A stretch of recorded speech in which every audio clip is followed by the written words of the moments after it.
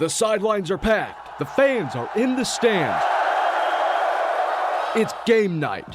From the Duneland to the Northwest Crossroads. Hit hard from the backside. It is the Greater South Shore. Inside the 20, the 10. He will score. And the Great Lakes. And there he goes. Goodbye touchdown. Our team of correspondents are covering every highlight, big play, and more. He's got time. Look at end zone. Deflected and picked off. From the game of the week to the beef of the week, our in-studio team keeps the chains moving. First down. Until the final whistle blows. Now, time for the kickoff on Game Night. As the non-conference schedule winds down, the wind has picked up in Northwest Indiana. And as we're breezing into the conference play, kickoff is 1 hour. And we are here to see the first step towards conference superiority. This is Game Night. My name is Ben Kolodzinski, your host for the next 4 hours. We welcome WJOB and JED TV to our pregame show. As tonight we have Andrew Johnson manning the switches, Kyle Svetich on the phones, and Tom Maloney providing scoreboard updates. And of course, my friend and yours, the legendary Coach Wayne Svetanoff. Coach, how are you? Hey, I'm ready. Boy, it's that weather's kind of turned a little bit, a little nippy and stuff. Ooh, I like that. It's football weather. This is the nice end of football weather. You know, for me, being a larger individual and I was a lineman, I kind of liked it a little bit cooler. But I'm not gonna, look sideways at 70 degrees with a nice breeze here in Northwest Indiana at this time of year. Right. And it's a big night again. We've got a lot of great games to talk about tonight. And we've got some, every year when we talk about, the opening of this season, you want to look at teams and see how well they have matured or how well that they have hit the weight rooms during the summers. Then we go into the second week and we talk about what are the adjustments, that have been made. Right. And we saw that. Mm-hmm. Now we've got conference play. And this is where you get the patch. This is these are all games are important, but this is really has a lot more weight to it. Right. Starting week 3. Another cliche, because our listeners and our friends make fun of me for my sports cliches, but familiarity breeds contempt here in Northwest Indiana, and we have a lot of conference tilts to go. And we had mentioned last week, you still have your letter jacket. Mine's in a box in my basement, but I still have it. And we have those conference championship patches on it. So that's what these players are playing for this week as well, and going on for the rest of this regular season. And, let's be honest with ourselves, our game of the week this week is an incredible matchup. It is incredible. The Crown Point Bulldogs travel to arch nemesis, the Maryville Pirates, and they're coming at a good time. Right. I mean, Crown Point just beat a Arizona college prep team last week, 42-7. Wow.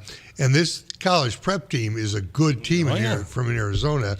But then you've got Maryville, unscored upon, 2-0. Right. Nobody has scored on them. So we have, now correct me if I'm wrong, this is the number 2 team in 6A versus the number 1 team in 5A? I think so, yes. I mean, it doesn't get much better than that. No, it doesn't. So these are 2 teams that have their eyes set on going down to play in Indianapolis at the end of the year. What better way to see how you match up than playing each other this week, just a few miles up the road, and seeing how you match up against a really good opponent. Yeah, and, this is a huge game for both teams. It used to be Maryville and Hobart. Boy, you had some knockdown battles. But the last couple of years with Coach Bazia coming over to Crown Point, that's changed. This now is Maryville and Crown Point's big game. Absolutely. A huge rivalry between these two teams because they've been 2 of the, I would say, 3 or 4 most prominent teams in Northwest Indiana. Right. You can throw Valparaiso in there. Oh, yeah. You've got the historic, Andreans of the world and different things like that. And, the surging Hanover Central teams. There are some teams in Northwest Indiana that are really tough. But I would say these 2 teams plus Valparaiso are really the cream of the crop right now. Yeah, it is, and it sets a tone. Right. Whether you win by 1 point or 20 points, this helps to get your season off on the right foot after opening up with non-conference games. Right, absolutely, and you want to get that 1-0 mark in the conference race. Oh yes. I've always said you can't win the conference in 1 week, but if you're playing against a Maryville or a Crown Point, you're going to put yourself behind the 8 ball. After 1 week, hoping that some other team knocks off that opponent to stay in that race. So it's going to be a tall order. So this is a very important game. Yeah, it really is. Our beef of the week this week is a very interesting one. We've got Andrean traveling down to Kankakee Valley to take on the Cougars down there. This is a fun one. Andrean off to a little bit of a slow start, but they played a really tough schedule so far. And Kankakee Valley has looked really impressive so far. Yeah, boy. When you say beef of the week, not too many people will sit there and think, oh, I know what it is. It's Andrean and somebody. It's KV. Right. And boy, they turned that program Absolutely. around. They're 2-0 right now, and last week, they played very, very well, beating Wheeler 35-21. This is a team with Marco Castro who can run the ball, and he's amazing. I think he had 3 touchdowns last week. But they also have a quarterback, Nereo, and he is excellent throwing the football. Then you've got an defensive line that is big, and we've talked about this before last week. That's really a difference, in programs. How much you work in the summer, how much you're able to get that offensive and defensive line bolstered up. Right. So let's talk about the 59ers here for a moment. They're 0-2 on the year. They've lost to Maryville. They've lost to Valpo. They hung in there tight with Valpo into the fourth quarter. They looked really impressive last week. We have to keep in mind that this Andrean team is pretty young, but they have a really strong core of talent. I was just reminded the other day, a lot of the players that won the national championship of Pop Warner are on this Andrean team, as a younger crew coming into their own. What better way for young players to get the flow of varsity football, to understand what it's like to get hit by, some of these big players, than to play 2 of the best teams in the state, not just Northwest Indiana. With that in mind, Andrean needs some positive momentum.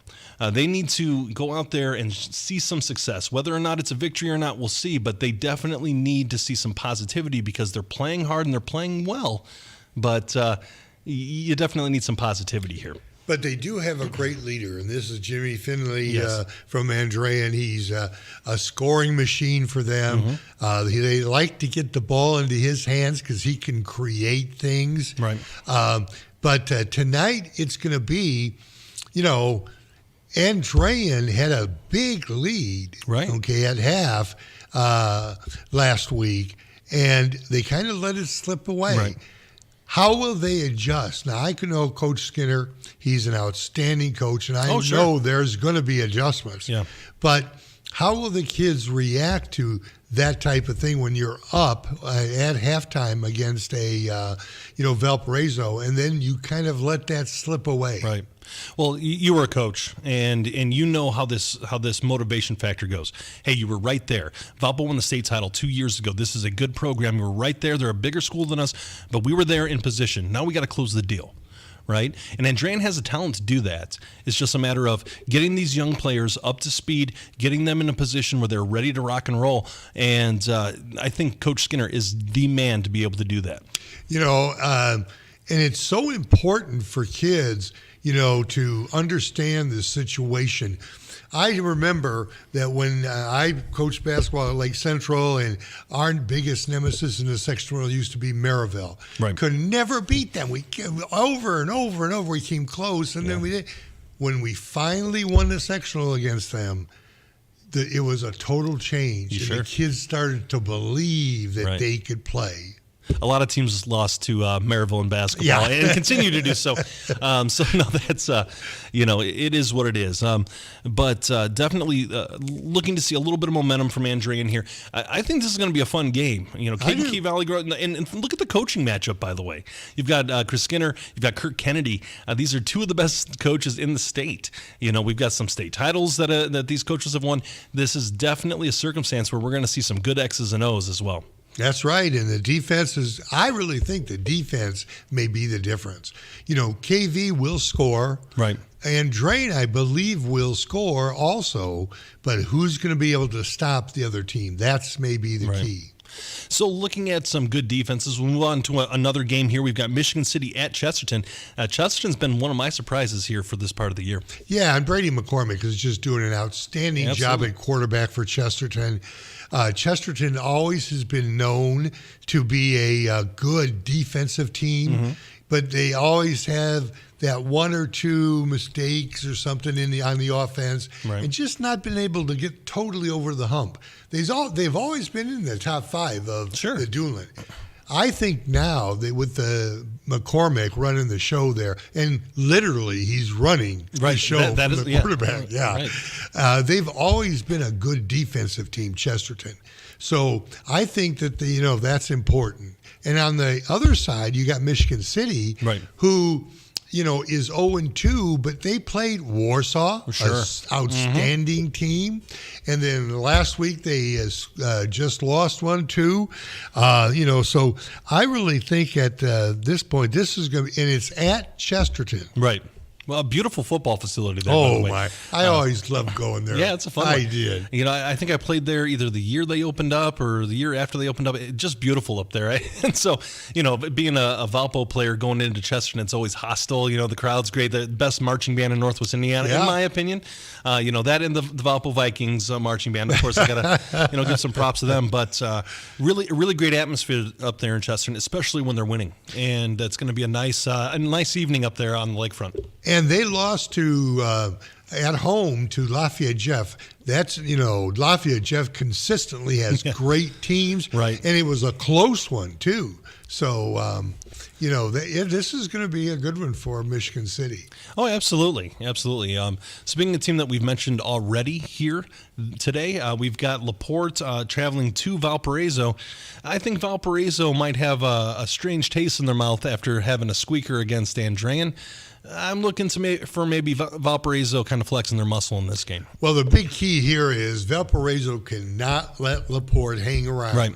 LaPorte coming into Valpo, that's always a tough place for LaPorte to play. Sure. And LaPorte has some skill positions, but I don't know if they have enough to cover or be equal to Valparaiso. Right. But Valparaiso can't let Andrean type of game start again this week. They can't get behind big, right? Because LaPorte can score. Yeah, and that's the thing, that Valpo needs to have that quick start.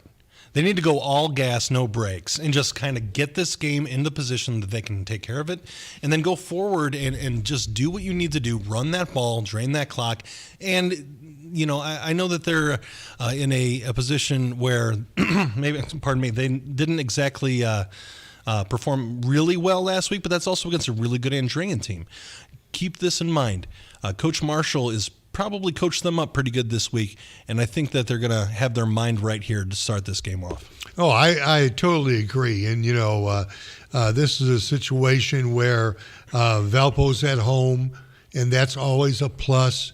And they've got a heck of a running back in Tommy Berta. Oh, yeah. He is really good, but they need to be able to pass the ball a little bit to open up holes and open up that defense for Berta. Yeah, we've been saying the name Tommy Berta for, it seems like, forever here on our show, and there's a reason for it. He's tremendous. And LaPorte has been almost in a constant state of flux with their head coach and different coaches moving in and moving out. Kind of a rough position for them right now. I'm hoping that they can get some solid ground with their coaching situation, and it looks like they're kind of moving in that direction. And, that town is thirsty for some success for football. They are a passionate town. I work in LaPorte for my day job, and it's a beautiful town. It's lovely, and the people are really nice out there. But they want some success out there for Slicer football, because when they are good, and if you remember, it was only, 5-6 years ago, they were making deep runs in the state and doing a really nice job down there. It's I'm hoping that they see some success going forward as well. So you work in LaPorte. So today I think you probably wore your green and white shirts and stuff. Well, I don't want to, I don't want to have any bias situations at my day job here. No, LaPorte's a soft spot for me. I do like LaPorte as a community, but we all know that I'm a Valpo Viking at heart. But we can compartmentalize and just not bring football into at least the factory up there. Another team that's had a couple victories this year. We've got Lake Central is traveling to Portage, a game that. Or a team that's really shown some improvement this year so far. Yeah, they're undefeated. Right. And they beat a very good Northwood team from the Fort Wayne area. Right. They are... That's a really good team. That is. And they came back, I believe, in that one. And I think they were down like 19 or something like that, and eventually beat Northwood. I have to look at my record there. But, sure. So, actually, Portage scored 19 in the second half and won 19-16. So, kudos to Roy Richards. Yeah. He's, turning that thing around. Roy Richards is the best, by the way. We need to get him on here at some point this season. Yes. He's just the best. And so I'm looking forward to, maybe getting him as the season goes on. But speaking of the best, we have an on-the-field segment here with Gary Graben with an on-the-field update from Hammond Central at Griffith. No, that's not where he's at. Gary, where are you? Well, I'm actually at Bishop Noll Institute for the dedication of their new field. This is their first varsity football game tonight. And you guys are going to have the honor to talk to Miss Lorenza Pastick, who is the principal here. And full disclosure, I coached Lorenza back in the day, and she was an incredible person as a high school student, and she has continued that in her role as a principal here in the diocese at more than just Bishop Noll in her time. She's incredible, so I'm going to turn her over to you guys. Treat her nicely. I'll do my best. Hello, guys. Coach G warned me. You guys might get wild. We're a little bit crazy. That you guys are looking out for us and kind of here on this joyous day. So, Lorenza, this has been Kolodzinski here. Congratulations on, opening up a new field there for Bishop Noll Institute. What does it mean for you folks as a school? Yeah, so obviously to get here wasn't easy. We've been kind of talking about this for quite a few years. I'm sorry, it's hard to hear. We have the music in the background just to paint a picture. I'm in the south end zone. I see the scoreboard. The kids are warming up, and there's excitement everywhere, right?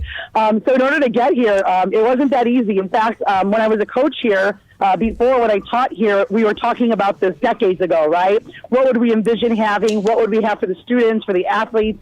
What would it look like? And kind of obviously took years of planning and fundraising and getting support and sponsorships. And the day is here. We have the 8-lane track, full outdoor track accessibility, full football, soccer fields, brand new all-turf, brand new bleachers, brand new press box. Wow. We're currently setting up, if you look to the other side, we're setting up the concession stands, the new restrooms, the upstairs, which is kind of going to be like classrooms and like meeting spaces. That's where we're currently at, with hoping to do the full vision ultimately as we phase it all in to softball fields, et cetera. So it was years in the making, planning, conversations, and sponsorships. Being a private school, we had to go earn these dollars to make this happen. Ms. Patrick, this is Wayne Svetanoff, and, it's such a nice thing that Bishop Noll has been able to accomplish field-wise and everything. How's the attitude of the students with this new field? Yeah, so honestly, everybody's super excited, right? We've been talking about this for years. So for the students, actually today we had like a big kickoff for them. We came outside, we had a big cookout. We came out here with ice cream. They played games on the field. We had, bouncy houses. We just had a lot of excitement, and the kids are excited. This is their space. I told them, my days of kicking a soccer ball around are done. I said, this is about them now. This is about them taking advantage of these beautiful facilities that we've been able to put up for them, and kind of just do an extension of what our classroom does, right? Teaches them life skills, teaches them different skills that might not be able to be taught in a book. So the kids are excited. They're pumped. They feel good when they're out here. You saw some kids today doing the cha-cha slide on the 50-yard line, and other kids are just choosing to walk around the track, and just take it in because, I have my kids. I have 4 children myself, and those 4 are going to be here for the kickoff of the first football game. Wow. We made it to the boys' kickoff game, and we made it to the girls' kickoff game, and to be part of the history for them, it's really. Hello? Are you there, Lorenza? Hello? Yes. You're we there? Lost you Okay. there for a sec, but Okay. Wayne's got another I question. just had one more question for you. I know, hopefully you get a great crowd out there, get the kids really able to, get behind the team now. But if you can do me just one favor, before the end of the game, make sure that you can keep Gary Graben off the bouncy house. It'll just wreck that whole thing.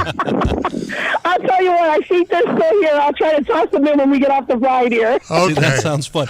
Now, on that note, I did have a question for you, Principal Patrick.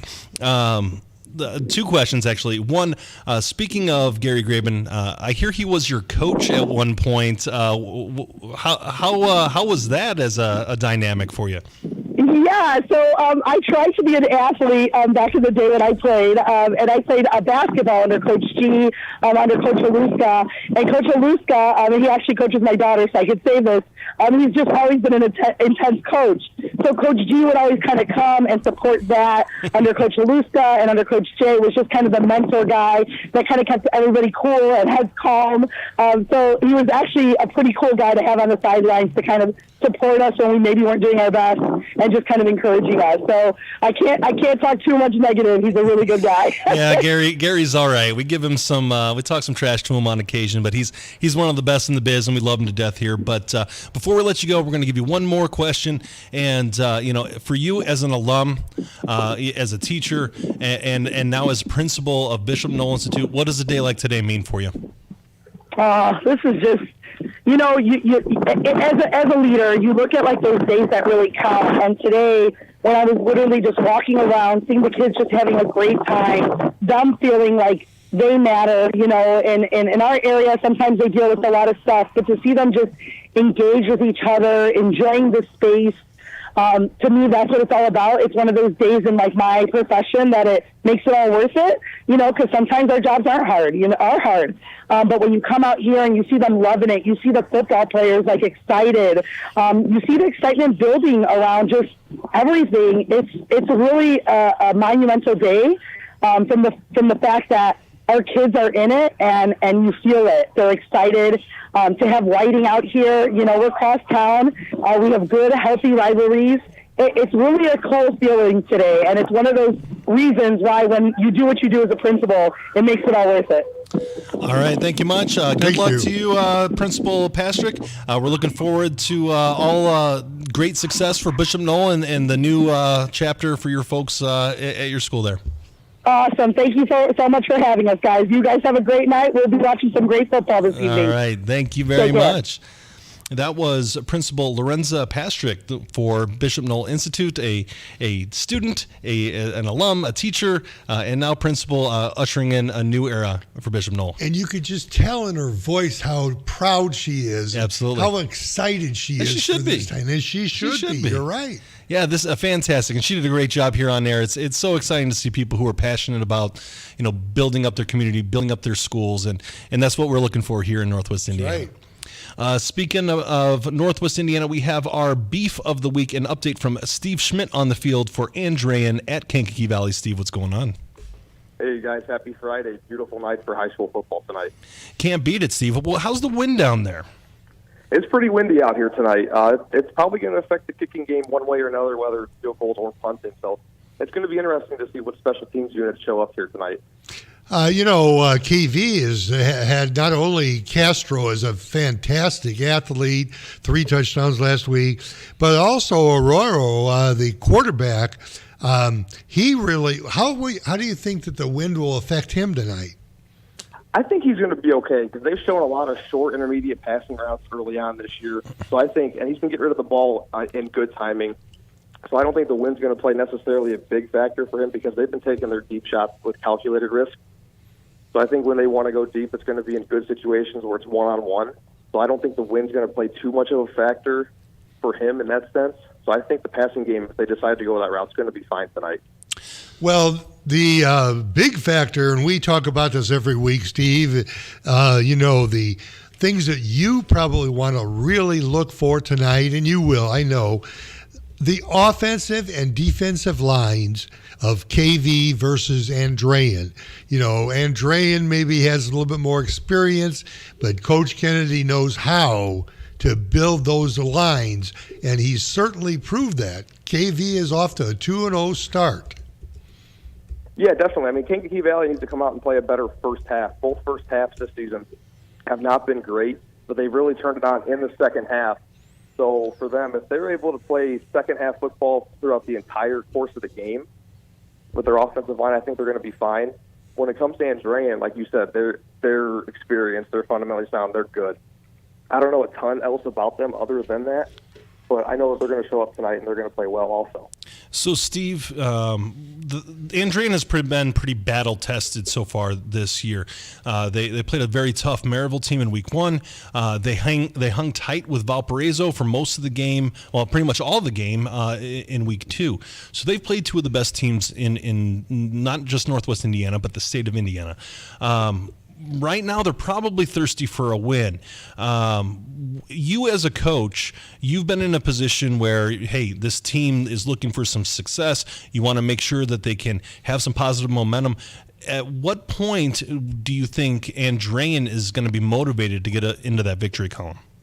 I think that's definitely on their mind today. They definitely do not want to start out conference 0-1 and 0-3 on the season overall. So I think Andrean, as soon as they get off the bus here tonight, they're going to have a win on their mind. But when you're down in Kankakee Valley, there's a lot of optimism right now with the start to the season.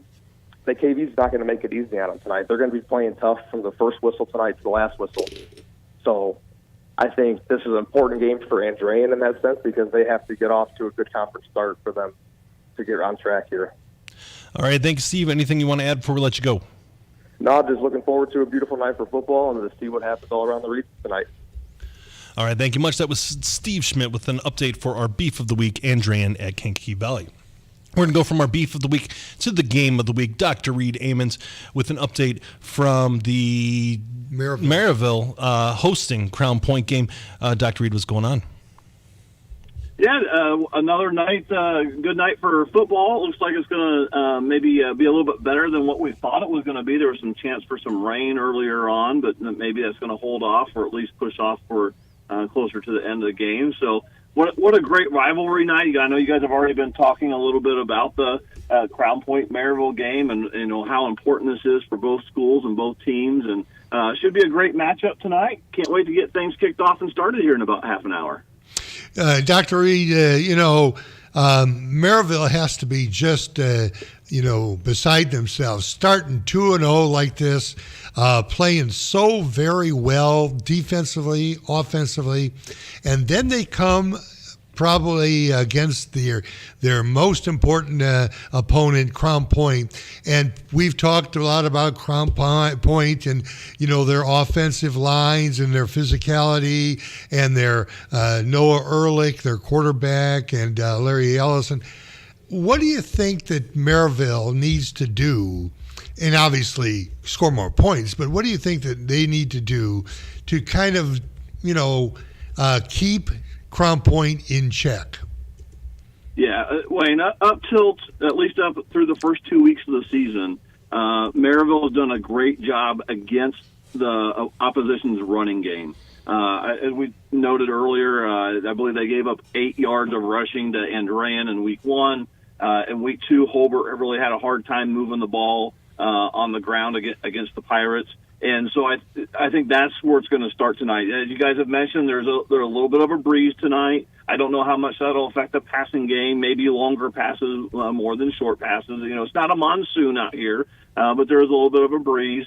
So I think winning the game at the line of scrimmage and up front is going to be super important. If Maryville can continue to play good, stiff defense with the front seven, and give their defensive backs the opportunities to make some plays and get some pressure on the quarterback, get some pressure on Ehrlich. Certainly that will help the Pirates. So, and then vice versa, being able to run the ball and control the ball offensively. That's what they're going to need to do. I believe a year ago, Crown Point really kind of handed it to the Pirates. I believe it 39-6 was the final score, and I remember thinking, I think it was about halftime before Maryville even got it past the 50-yard line. Wow. And their lack of being able to move the ball on offense really hurt their defense because they'd go 3 and out, and Crown Point would take over at midfield and have really good field position, and that made it easier for them to score. And then Maryville couldn't move the ball offensively. So certainly tonight they're going to have to be able to move the ball. They're going to have to be able to get some first downs and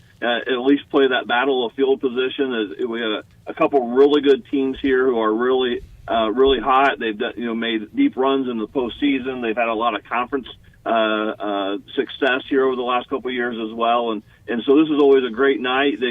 Both teams were able to get some of the preseason and early season jitters out of the way, and get tuned up a little bit, and they get a chance to play here early in the season for what really will put both schools, the winner of tonight's game, and kind of that 1A position in the conference. Yeah, speaking of that, how big of a motivating factor is getting into that driver's seat of the DAC this early in the year? Yeah, as you mentioned earlier, you can't win the conference in the first week of conference play, but you can certainly put yourself behind the 8 ball. And I think, if you lose tonight, what you're saying the rest of the season is, man, I hope someone beats that other team. Right. Whoever just beat us, whether it's Crown Point or Maryville, you just hope, who can get them so we can maybe at least get a tie or even take sole possession of the league, because you're just playing catch up if you lose in week 1. It's not impossible. We've seen years where the conference winner in the Duneland has 2 losses, and they've had 2 losses and win the conference outright. We saw last year in boys basketball in the Duneland, we saw a 4-way tie for first place. Right. That's right. Things like that. Things like that happen all the time in the Duneland. But you certainly want to start off winning that first conference game to put yourself, like you said, in the driver's seat and kind of put yourself in position where you can, kind of control your own destiny for the remainder of the season. Well, okay, Dr. Reed, you made the point here. You need to win that first conference game, especially against a team like Crown Point. How do you do it? You've seen your team play for 2 weeks, okay?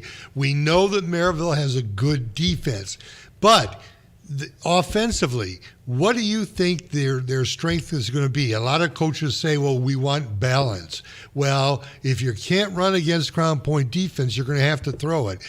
Does Maryville have the quarterback that can beat Crown Point's defense? Yeah, certainly. There's a couple quarterbacks that have been, lining up under center so far this season for the Pirates, and really, I think where the true advantage for the Pirates is going to be is on the outside. They've got 3 or 4 wide receivers, and they can line up 5 wide, and they have distinct advantages being able to throw the ball, catch the ball, and run after the catch.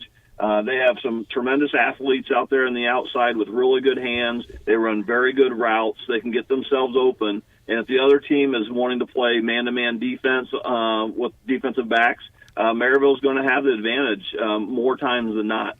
Crown Point certainly has very good athletes as well, and they can play good coverage. But it's not just like you have a single wide receiver that you're hoping to get a mismatch out there. They've got, when the number 3 receiver, the number 4 receiver is against the number 3 or number 4 defensive back, that many times has advantage to the Pirates. So what I like tonight, Wayne, is if Maryville can get what I'll call 3 big plays, maybe 3 plays where it's like 40 yards or more, maybe a 60-yard touchdown strike, something like that, maybe a reverse or something. But, those big plays that are really tide turners, if Maryville can get 3 or more of those, then I'm going to like their chances.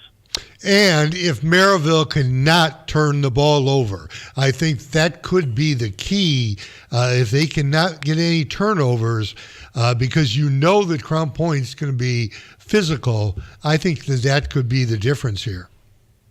Yeah, certainly, and where those turnovers occur. If you're getting ready to score on the 5-yard line and you turn the ball over and you miss that opportunity, or if you're inside your own 10-yard line and you give Crown Point the opportunity to score without getting a first down, those kinds of things. But those turnovers are so critical and key, and those are the one thing that's really hard to predict. And when you're talking about 16 to 18-year-old young men, right. It's really hard to know what those decisions are that are going to be made on the field, and if they secure the ball or make a poor decision on a pass, or they maybe make a poor decision on a route or something like that, and it ends up in a turnover. Certainly, those are hard to predict. The one thing that you can predict that's also very telling of a game like this are turnovers. I'm sorry, not turnovers, are penalties, and those are certainly things that you can control. I will say that in the first 2 weeks of watching Maryville, I've been impressed with the lack of penalties there have been. They have been well disciplined.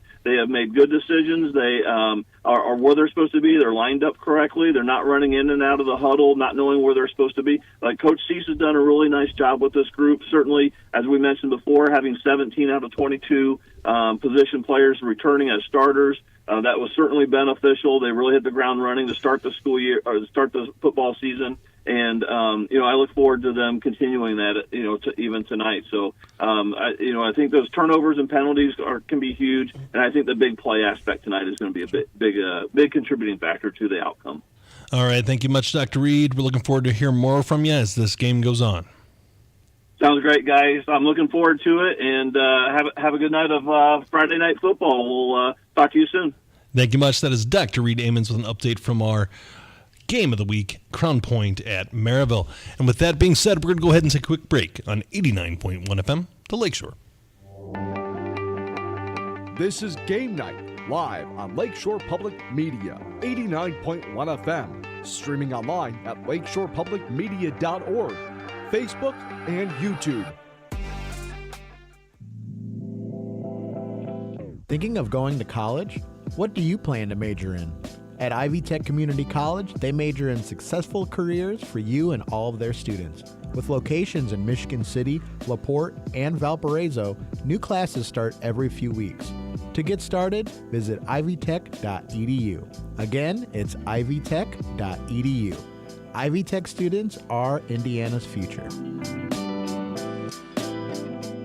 Calling all 59ers, Slicers, and Wildcats. Do you have your high school debit card yet? Show your school pride everywhere you go, whether it's Friday night lights or your Monday morning commute. Get yours today at your local Purdue Federal Credit Union branch or learn more at purduefed.com. Lesky and Nondorf Family Dentistry, located in Valparaiso, provides general, restorative, and cosmetic services for Northwest Indiana families. All that is good begins with a smile.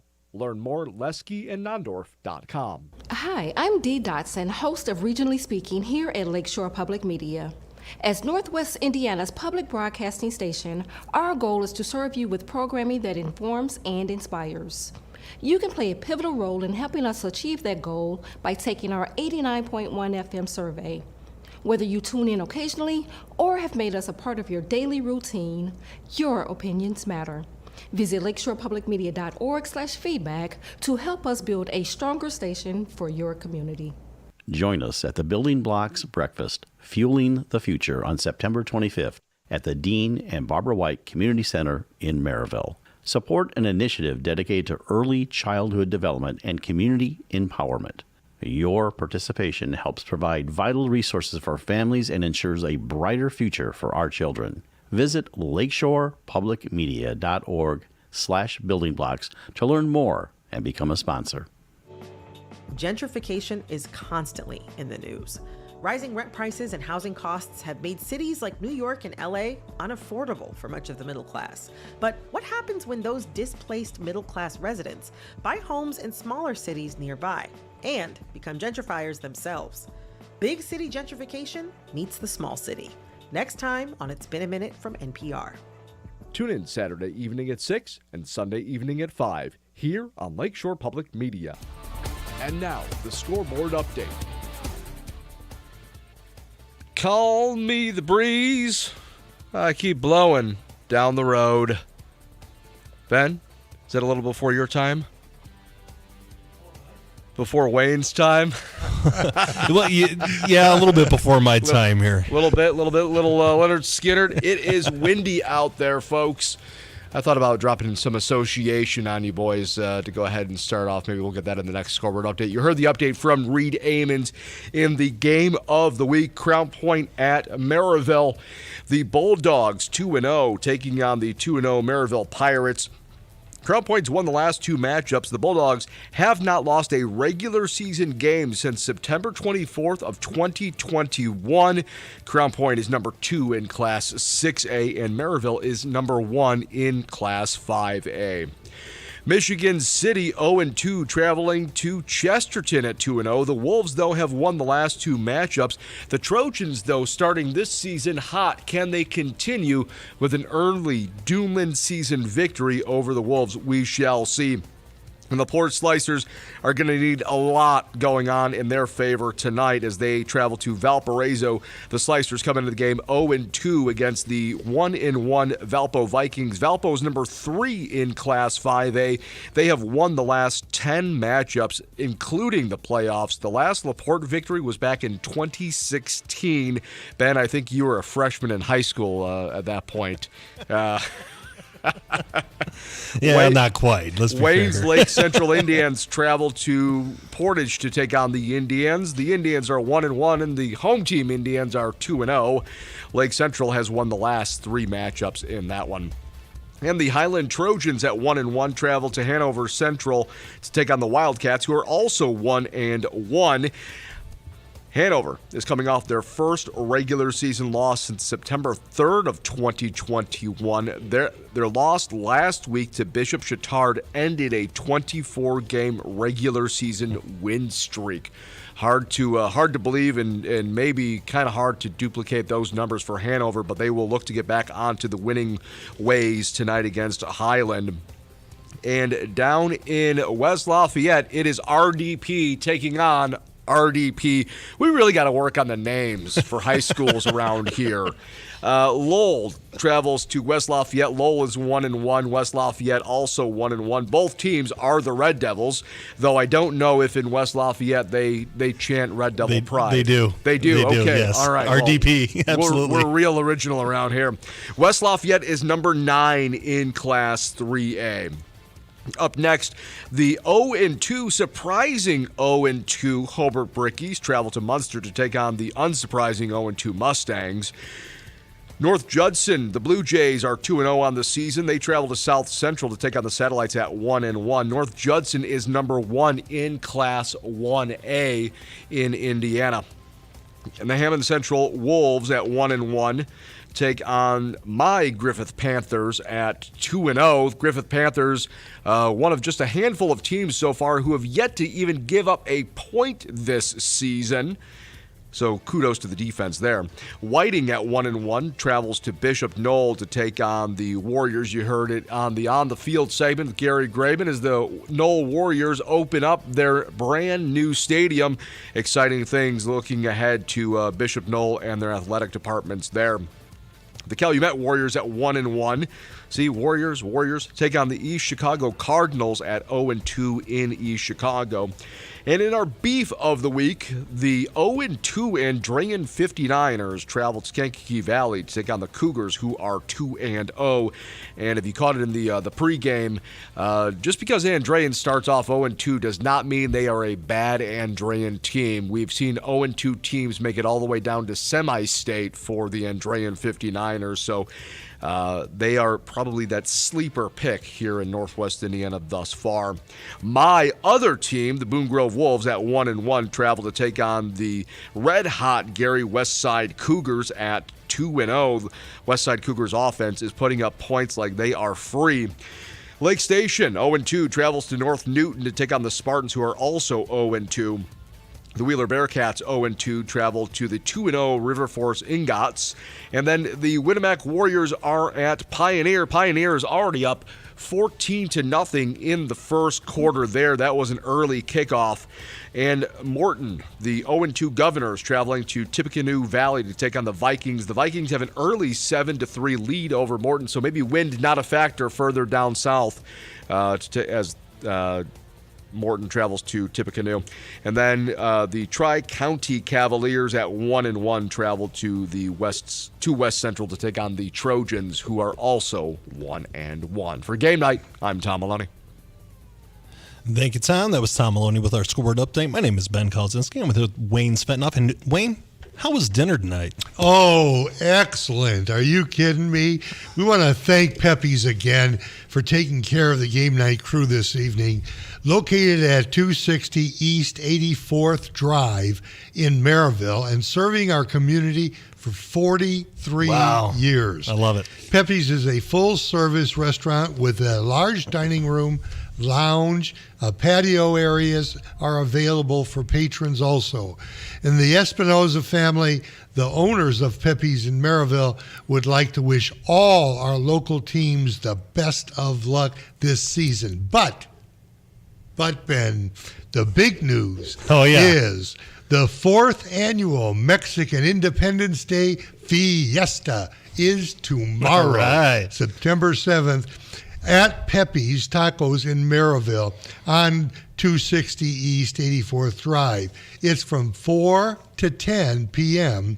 with live music featuring Heavy and Tres Amigos Trio. That sounds fun to me. Yeah, it does. You know, if you want some good food and some good times, I would check out the 4th annual Mexican Independence Day Fiesta over at Pepe's. I think that sounds like a fun time. A good date night for the people listening. I think that'd be a fun evening. So that's pretty great. But you know what else is fun? What? You know what time it is, Wayne? Wayne's World, party time, excellent.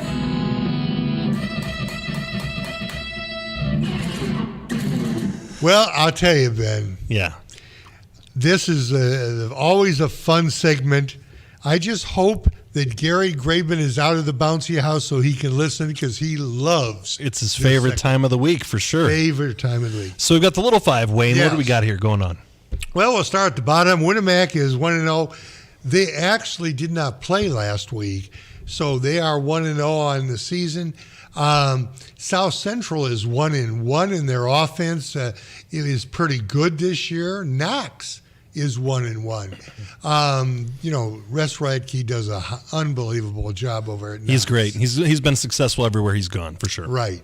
And River Forest is totally silver. Not gold yet, but they are led by Aiden Silver. He is just Mr. amazing. Everything on that offense, for sure. He's great.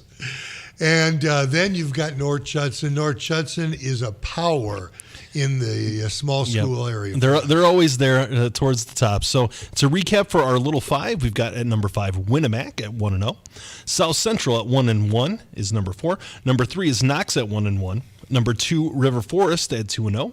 And number 1 North Judson San Pierre Blue Jays at 2-0. All right, let's move on to the top 10. Wayne, what do you got? All right, so at number 10 is Andrean. They are, and that's my mistake, they are not 2-0. They're 0-2. They are 0-2, yes. But, like we've talked about this today, they are a good team. Oh, yeah. They really are. There's a lot of talent here, and there's future college football players there on that team for sure. So, and there's an outstanding player for West Side. His name is Moore. I think it's Gillespie. I'll find it out. But he is an unbelievable back for West Side. Hanover Central lost their first one last week, but it was to Chittard. Yeah, everyone loses to Chittard. Let's be fair here. Yeah, Bishop Chittard. Portage, wow, I just love what Roy Richards is doing. I just love it. I love it. Friend of the show, Roy Richards. He's great. 2-0. Griffith, Phil Mason. I think they're averaging, and I'm pretty sure of this because I just read it. They are averaging 52 points in 2 games so far, and they haven't given up any scoring. They are something else. KV is number 5. They're 2-0. Kurt Kennedy is really doing a great job down there. Chesterton, I love it. Their defense has always been there. Now, all of a sudden, they've got a young man, Brady McCormick. Oh, yeah, he's tough. Friend of the show. His father was the correspondent here. Right. But they are 2-0. Valparaiso, boy, oh boy, did they wake up in the second half. They needed to, for sure. Took one back to the house after the halftime, and they turned it around. And in Maryville, 2-0 with Crown Point, number 1. What a night for football. I love it. Boy, if you can't get to any game but one, go to this Crown one. Point. Go to Crown Point or No, Maryville. Don't go to Crown Point. Go to Crown Point. There won't be anything going on. Go to Maryville because that's going to be a fun game. So to recap the top 10, we've got at number 10 an 0-2 Andrean team, but they're really tough. They could bounce back today. They've got a tough one against KV. At number 9, we've got Westside at 2-0, Hanover Central at 1-1, Portage at 2-0. So they're undefeated on this year. So that's great. Good for that program there. We got Griffith at number 6 at 2-0. Number 5 is Kankakee Valley. They are taking on our number 10 team, Andrean. Kankakee Valley is currently at 2-0. At number 4, we've got Chesterton, also 2-0. Another team that we knew they were going to be good, but we didn't know how good. So they're impressing so far. Valparaiso at 1-1. Their one loss is against Penn, which is there's no shame there. A 1-score loss there out in Mishawaka. They're at number 3. At number 2, Maryville 2-0. And at number 1, Crown Point at 2-0. And those two teams are playing right now for our game of the week, or at least this week for our game of the week. So it's going to be very exciting. I just want to say one thing. We don't often give props to our people in the booth, but they quickly changed my air. Andrea 0-2. That's the fastest I think I've seen that ever done. Hey, we're nice the best job, in the business. Guys. We're the best in the business here, and we have the best crew. So thank you for that. That's really impressive. Yeah. So good job, folks. Making us look all right on air by fixing our mistakes. So we've got a lot of exciting games. We've got a lot of teams that are ranked. Let's talk about some of our outstanding players of the week, and I think that we have an excellent choice for our Chuck DeMoss player of the week. Who do we have this week here, Wayne? Unbelievable. Brady McCormick at Chesterton scored 5 TDs. 5. Versus Morton. His dad must have been dancing in the stands. Of course. What the heck? I was dancing in studio here. Anytime you see the number 5 when in front of touchdowns, that's incredible. Marco Castro from KV scored 3 TDs versus Wheeler. He is a scoring machine. Oh, yeah. Andrea's going to have to find some way to stop him. Got to bottle him up somehow. Cam Jordan from Maryville.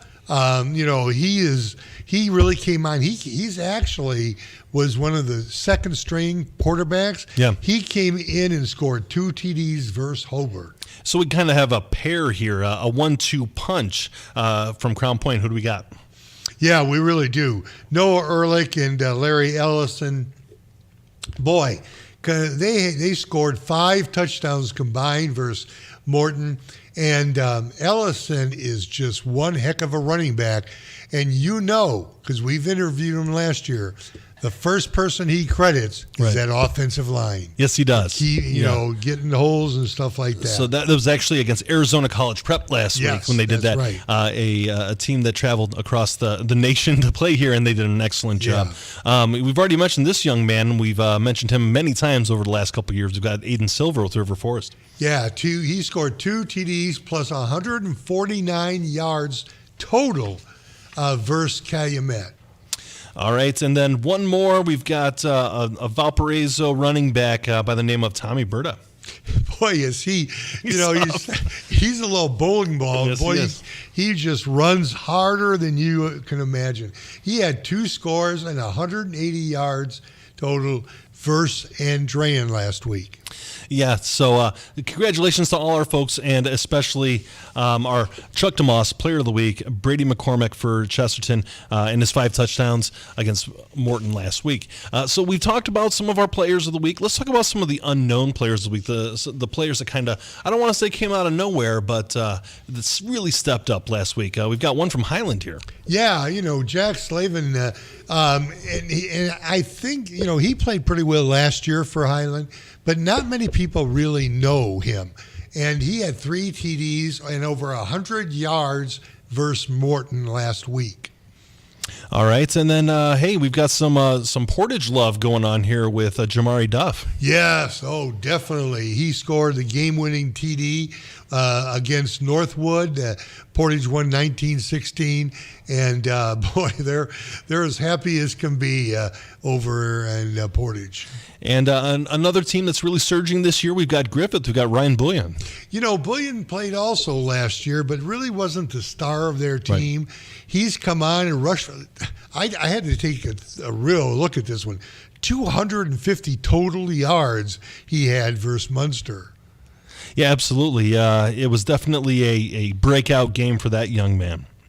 All right, so we've got some of our unknown players. How about some special teams players, right? You know, I think we've got some really standout performances last week. Boy, we really did. Caden Verrett, you know, from Hanover Central, he's not unknown, but basically on special teams, when you can take the ball and run it 99 yards on the opening kickoff against Bishop Chittard.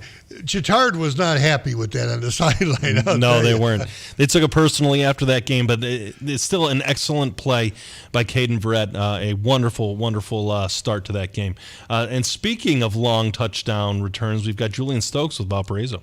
You know, this one was really special because Valpo was struggling in half, and Stokes came out and ran 97 yards for a kickoff return TD versus Andrean, which totally changed the game. Absolutely. That was definitely a momentum shift for sure. And then we have, speaking of Andrean, we've got another special teams player from them as well. Yeah, Jimmy Finley from Andrean. He scored 2 TDs, including a pick 6. And Tice Morris. Yes, Tice. He from Valpo. He returned a pick 6 versus Andrean. So defensive players of the year. Yes, we do give credit to defensive players. And they deserve it. That's right. You know, I was a defensive player as well, you know, and I played both sides, offense and defense, but I love defense a little bit better, in fairness.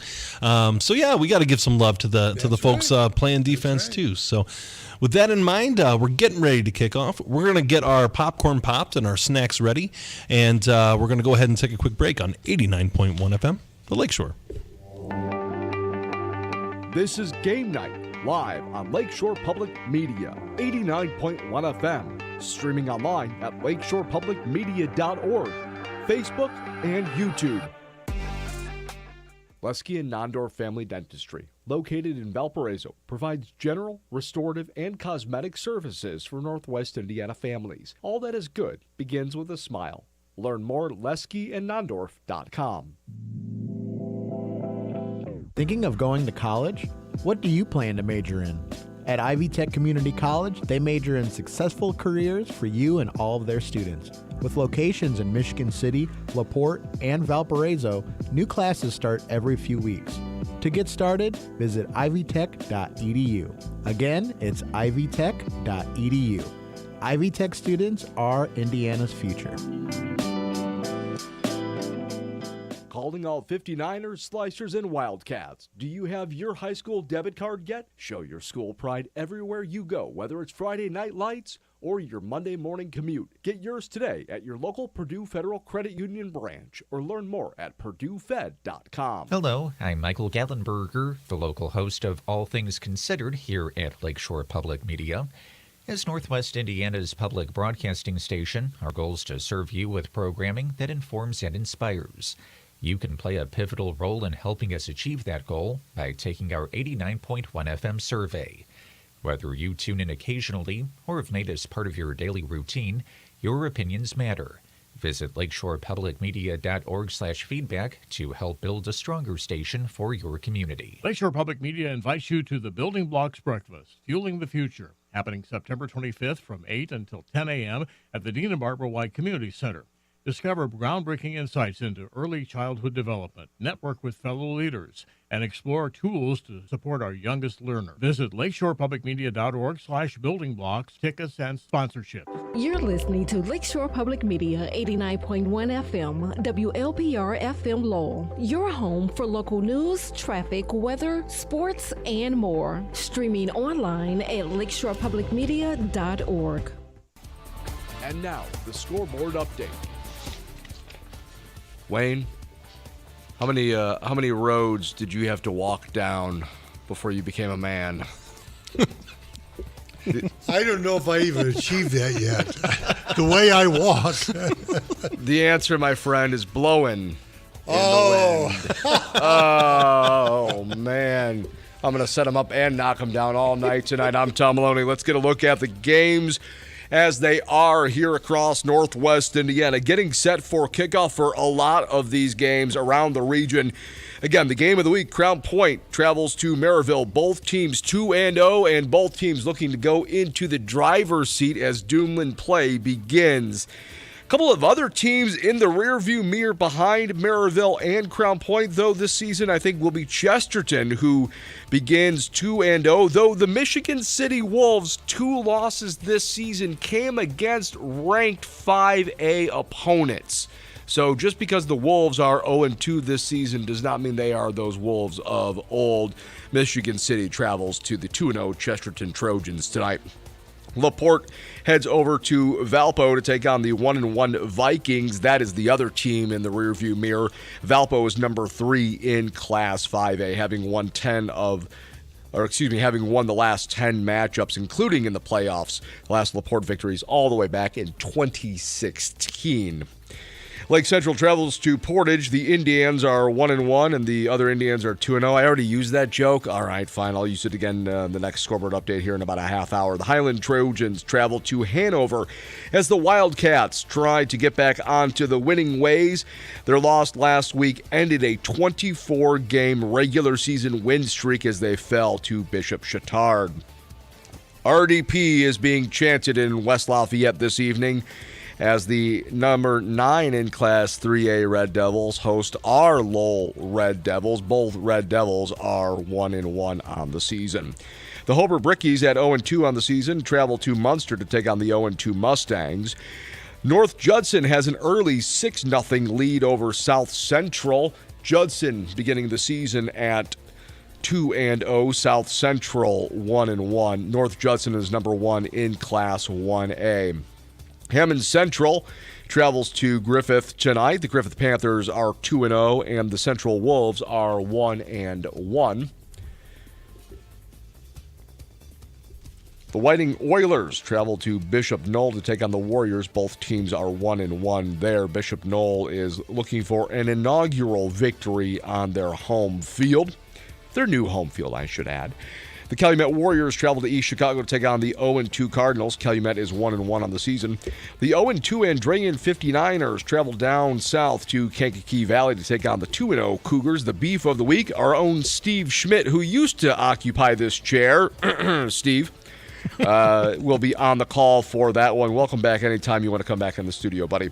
My Boone Grove Wolves at 1-1 travel to Gary Westside to take on the Red Hot Cougars, who are 2-0. Lake Station 0-2 travels to North Newton to take on the Spartans, who are also 0-2. Wheeler 0-2 travels to River Forest to take on the 2-0 River Forest Ingots. Winnemac travels to Pioneer tonight. Pioneer up 20-0 already late in the second quarter.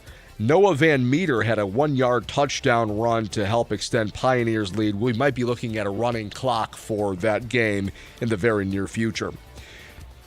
Morton Governors travel to Tippecanoe Valley to take on the Vikings at 2-0. The Vikings lead early 7-3 over Morton there. And then the Tri-County Cavaliers at 1-1 travel to West Central to take on the 1-1 Trojans. For Game Night, I'm Tom Maloney. Thank you, Tom. That was Tom Maloney with our scoreboard update. This is Ben Kolodzinski here with Wayne Svetanoff. Wayne, we have a very interesting slate of games as Tom has kind of gone over through us. What game are you looking forward to? Let's go ahead and say not the Crown Point Maryville game. Well, of course, that's kind of obvious. Yes. Yeah. But as I looked at this, I think that the Hanover Central Griffith game is going to be a real big one for both teams. You've got two great coaches. Coach Parker for Hanover Central is coming off a loss to state-ranked, championship team from Bishop Chittard. And then on the other side, you've got Griffith under Phil Mason, and they have averaged, like I said before, 52 points in 2 games. That's their average. Yeah. And they shut out people. Will they be able to shut out Hanover Central? That's going to be really tough. Hanover Central right now, they've got a little chip on their shoulder after getting kind of beat on last week. So Griffith's got their work cut out for them. We'll just put it that way. But also, Griffith is a team on the rise, so this could be a really fun game and 2 well-coached games. The game that I am actually looking forward to this week, other than, of course, the Crown Point Maryville game, is Michigan City at Chesterton, and here's why. We've already firmly established who the top 3 are in the DAC, or at least that's who we believe they are. We've got Crown Point, we've got Maryville, we've got Valparaiso. All 3 of those teams are state title contenders. But who's next? Who's next in line here? Is it Michigan City? Is it Chesterton? Is it Portage? But Michigan City and Chesterton right now are playing each other to see who's going to be kind of pushing this, nipping on the heels of these top 3. I think that can be a fun game. Chesterton has been really tough so far this year, and Michigan City always has a ton of talent. And you never know what's going to happen. But now you've got these 2 teams that are familiar with each other squaring off. It's going to be interesting to see how this game goes. Yeah, that one. People sometimes say, "Well, is it a rivalry game?" Yeah, because they're very close to one another, so they know each other very, very well. And Michigan City traditionally starts off very with a Warsaw or somebody that got a tough schedule. Yeah. Now we're going to see how Chesterton plays. They're at home, and that's a big advantage for Chesterton. Another game I wanted to kind of briefly talk about here, Whiting at Bishop Knoll, and not necessarily because of the action on the field, but we mentioned earlier they're not dedicating it this week, but this is the first game at this brand new stadium for Bishop Knoll. If we don't remember, just to remind people, just 3 years ago, Bishop Knoll didn't even have a football program because so few players wanted to play. Now they're in a position where they have a beautiful new athletic facility. It's packed to the gills from what we've heard, and it's really a live, booming atmosphere there. And I can't be more thrilled for the Bishop Knoll Institute right now and the progress that they've made just over the last couple of years reviving that football program. And these are 2 schools also that are very close to one another. Yeah. That whole Bishop Knoll, East Chicago, and Whiting area, this is a big game for them. This is a rivalry. Yeah, they're in for those of you unfamiliar, and I think you should be at this point, but they are all within, as a bird flies, probably 2-3 miles from each other, maybe a little bit more. But this is one small little triangle where all of those schools are in the nicest area, or the close proximity of the area. And I really want to get out to Bishop Knoll Institute and see their facilities. I think that'd be great. I know I've been to Whiting, which is one of my favorite places to cover a game.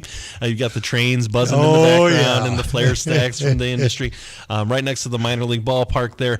There's so many cool places in Northwest Indiana, and I'm just thrilled that Bishop Knoll Institute has another unique characteristic, another unique gem here for the region. So we haven't really talked a ton about some of these other games here. We've got Hobart at Munster. Hobart's looked really good this year. Munster, Munster struggled a little bit. A new staff, kind of getting their feet underneath them. I think that Hobart is in a position here where they can, maybe get some positive momentum going forward. Yeah, I think so. And I think Hobart has to be really sitting down and evaluating what they have. Willie Shear is an outstanding running back for the Brickies, but they have to have more. They have to have a better defense, but they have to put points on the board. Now, tonight, they may be lucky enough to do that. Right. And, football is a game of momentum. Right. You need to see some success out there, and you need to be able to build upon what you are seeing, what you are doing, and success breeds more success, right? And once you kind of get, hey, this is what positivity, this is what winning feels like, normally you see some positive things come from that. I've got one here, Sure. if I can interject. Yeah, absolutely. Lowell at West Lafayette. West Right. Lafayette is a traditional power in football. And Lowell is 1-1, but so is West Lafayette. Right. So are they balanced? Has Lowell made that turn? Well, we'll find out tonight. Plus, Lowell is at West Lafayette. Right. And for those of you folks that don't realize this, West Lafayette High School is, you can literally see it from the Purdue football stadium. So all the coaches and their assistants and their kids, they all go there. So they have some good football genetics in that community, as well as it being a nice community that has a lot of support behind the program. If we remember, Hanover Central lost to West Lafayette last year in the semi-state game, or the regional championship game, and so it's definitely a circumstance where that's a tall order for Lowell. But speaking of Hanover Central, we have an update on the field from Al Rodriguez with an update from Highland and Hanover. Al, what's going on out there? False start, Highland. Hey, good evening, gentlemen. It's another beautiful football season here. Nice to have you back, Al. Hey, it's great to be back. So, Al, what's going on? A little update. Hanover deferred, and Highland received the kick. They had below the knee off the kickoff, so it was 15 yards against Highland. From there, it got worse. They couldn't gain much in the way of yardage, so they had to punt. It was blocked by Hanover, and Hanover scored real quick. Score right now is 7. They just sacked the quarterback. Sorry, it's getting loud here. They just Hanover's up 7-0 with a little over 9 minutes left in the first quarter. So, Al, a big momentum shot for Hanover here early. It has, in response to that, has Highland responded at all? Have they shown any, positive movement? Well, they're going to kick again. They just had a sack. So Highland is about to kick from their 20-yard line. Yeah, from their 20. So their first drive after the initial first drive, yes, they got a nice kick, but it's very high in the air. It's going to be an easy catch for Hanover. They're on Highland's 40-yard line. Okay. So a bit of a short punt as well. Al, what are you thinking is Hanover gonna do on this drive? They scored quick already. Are they gonna try to run the ball? They're gonna, you know what? They have had no drive other than 5 yards to score a touchdown. Sure. So this is going to be the real first offensive series against Highland. And if you want to hang on, if you've got nothing going on other than me right now, which is going to be difficult, that maybe we can call it as we go. We'll work with you here. They're getting ready to snap the ball right now. All right, what do we got? All right, here we go. It's a run up the middle. Caden Barrett's running with the ball. He's got an open lane. He's cut to the outside. Whoa! He's out at the 40. No, he's out at the 30. He got about 10 yards on that run. All right, so things are moving positively for Hanover. Al, Hanover's coming off of a loss last week, a very rare loss. Do you think this team... That was a weather loss. Remember that. It was weather assisted. We'll put it that way. Whether it was or not. So with that in mind, Al, do you think Hanover's going to be extra motivated this game to kind of bounce back? Well, watching the kids and the way they were piling into people, I mean, this side of Hanover Stadium is full. Highland, if we're accounting for their sitting on the opposite side, is sparse. So if the motivation and the fans or anything, Hanover's going to run this game up quick. All right, fair enough, Al. Al, at this point, one more time, how about you give us a score update and a time update? Well, right now they just completed another pass. I was going for first down. Hanover score is 7-0. 7 minutes, 35 seconds left in the first quarter. All right, fair enough. Thank you much, Al. That is Al Rodriguez with an update. Have a great night. All right, thanks, Al. We appreciate it. That was Al Rodriguez with an update from Highland and Hanover. Yeah, it's. I suspect that Al's going to be calling us frequently, at least in the first half. Very exciting start to that game, and we're seeing some things early in this season that you normally see in maybe week 1 and week 2. But these special teams mishaps, these blocked kicks, these poor punts, different things like that.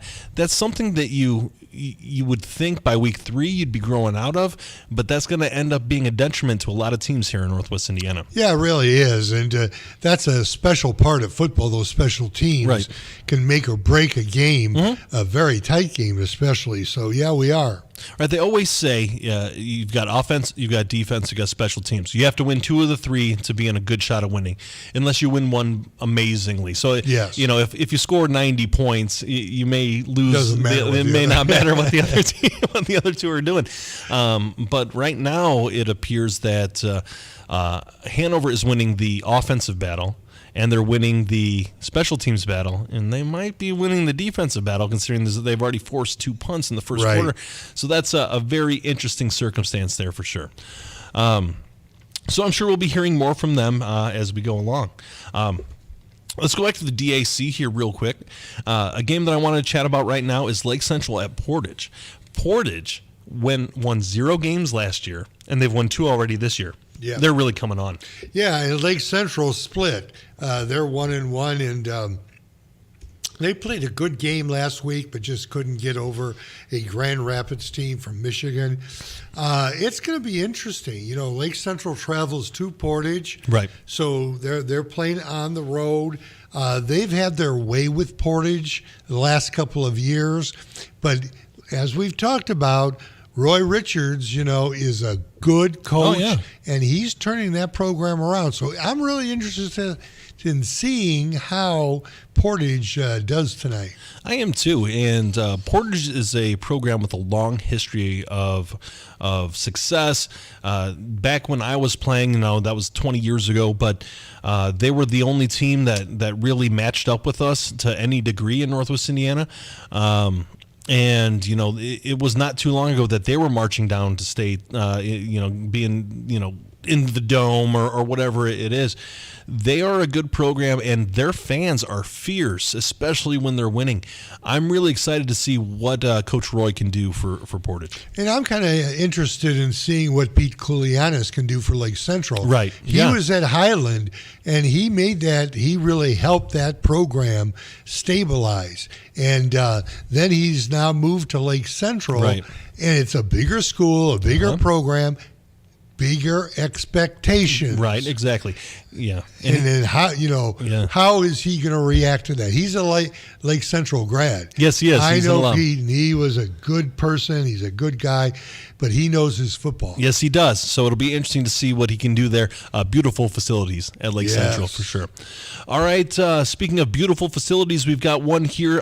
Dr. Reed Amons with an update from beautiful Maryville, Indiana, with the game of the week, Crown Point at Maryville. Dr. Reed, what's going on? Yeah, Crown Point gets the ball first on the evening. They have a really nice looking drive all the way inside the 5-yard line of the Pirate. And then the Pirate defense stiffens a little bit and forces a 4th and 2. But then Crown Point hands the ball off to Ellison, who runs it in on the 4th and goal from the 2-yard line. The extra point got blocked, and so that put the Crown Point Bulldogs up on top 6-0 with about 7 minutes to go here in the opening quarter. Maryville has the ball for the first time. They've run the ball twice with sophomore Cameron Jordan, and he has now amassed about 38 yards of rushing offense on so far. Johnson's back into the game at this point. But Maryville has the ball in their opening drive. They're out to the Crown Point 42-yard line. Right now it's Crown Point on top, 6-0 with 6.5 minutes to go in the first quarter. Dr. Reed, you said that Cam Jordan ran the ball. Is he not playing quarterback? No, so Cam Jordan is the sophomore running back. Mm-hmm. And you got Jordan is his first name, who's the junior quarterback. Oh, okay. Yeah, but actually, I'll get it for you a little bit later. But the the junior quarterback who started last week against Holbert is starting tonight. I'll get you the name in my next call in, but number 4 is behind center tonight for the Pirates. All right, thank you much, Dr. Reed. One more time, what is that scoring time update, please? Yeah, we have Crown Point on top of Maryville, 6-0. There's 5:54 to go here in the opening quarter. Crown Point's had the ball once. Maryville's got the ball for the first time tonight here in the opening quarter. All right, thank you much. That was Dr. Reed Amons with an update from our Game of the Week, Crown Point at Maryville. We'll move from our Game of the Week to the Beef of the Week. We've got Steve Schmidt with an update from Andrean at Kankakee Valley. Steve, what's going on? Hey, guys, here in the first quarter, Andrean has taken a 7-0 lead on a Javier McCoy 1-yard touchdown run. Game started, KV's first drive went 3 and out, then Andrean on about a 60-yard drive, slow and methodical down the field, got down to the 1-yard line. After a McCoy 30-yard rush, set him up for his own 1-yard score. So that's where we stand right now with 3:57 left here in the quarter, 7-0 59ers. Hey, Steve, has Kankakee Valley had the ball? Yeah, they had the opening drive, went 3 and out, and they currently have the ball here on their second drive, coming up on a 3rd down. So are they showing any positive momentum? Right now, not really. Both drives were 3rd and long, 3rd and medium. Right now, waiting for the scoreboard to update here, but it's going to be about a 3rd and 5, I would say. But not really a ton of – actually, I corrected, first down there. So first down of the game there for the Cougars. So if they can continue to do this, it'll be interesting. But the first drive really didn't show a ton. All right, thank you much, Steve. One more time, what is that scoring time update, please? With 3:30 to go here in the first quarter, Andrean 7, KV 0. All right, thank you much. That is Steve Schmidt with an update from our Beef of the Week. We'll go from Steve to the $1 Million Man, Gary Graben. He is all over the place in Northwest Indiana. Johnny Do Everything. Gary, what's going on? I have arrived at Griffith High School here for the Hammond Central Griffith game. Hammond Central has taken an early lead, 6-0 on a Davian Terry 6-yard touchdown run. This kid is really a good runner. He is one of the leading rushers in the area. Extra point was missed, though, and again, that has been a bugaboo for Hammond Central. So 6-0 here, about halfway through the first quarter. Also an update from West Lafayette from our guy Joe Delgado. It is 21-0 West Lafayette over Lowell with about 9:40 to go in the second quarter. So he said that it looks a little dominant for West Lafayette, his report. So we talked about Lowell last week, getting their win against LaPorte, but I think this is a definite step up here in talent that they're playing against, and obviously having a little trouble moving the ball. Haven't really gotten close to a score yet tonight. Fair enough. So, yeah, we'll see how that game progresses. Thank you for the update there. But let's go back to the game that you're covering here on site. You've got Griffith trailing Hammond Central, is that right? That is correct. On the Davian Terry, the 6-yard touchdown run for the Wolves. So what are you seeing in that game? Well, this is, again, we've heard this theme in a few different games. Dr. Reed, I know, mentioned it a little bit tonight. The mistake issue for Hammond Central is really the bugaboo here. If they can not turn the ball over, not have penalties, they're a tougher team to play, but they make so many self-inflicted mistakes that it really does them in. In talking to some of the Hammond Central people today, the strongest part of their team is the running backs, but the weakest part is the offensive line. That's a weird combination to have. That you've got running backs that can go, but not great offensive line play. So if these linemen can just get slivers of daylight for these running backs, it makes Hammond Central a totally different team. So we'll see how that plays out here tonight. So far, so good for Hammond Central. We'll see what Griffith has to do here to answer. Gary, can Hammond Central throw the ball? Well, it's interesting. Their quarterback hurt his ankle last week, and his abilities to play tonight are very limited. There was even some underground talk here that they might be using the Wildcat a lot more tonight. We'll see. I just got here, so we will see on that as things progress. Because not that I want to complain about road construction in Lake County, but you can't take Kennedy Avenue toward East Chicago. You can't take Indianapolis Boulevard all the way through to East Chicago. So basically, you can't get there from here. And and just to throw it in, there was a train here on the way just to prove that it is Northwest Indiana. So a train in Griffith, Indiana? No way.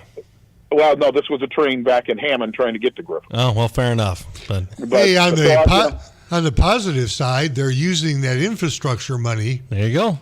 Oh, yeah.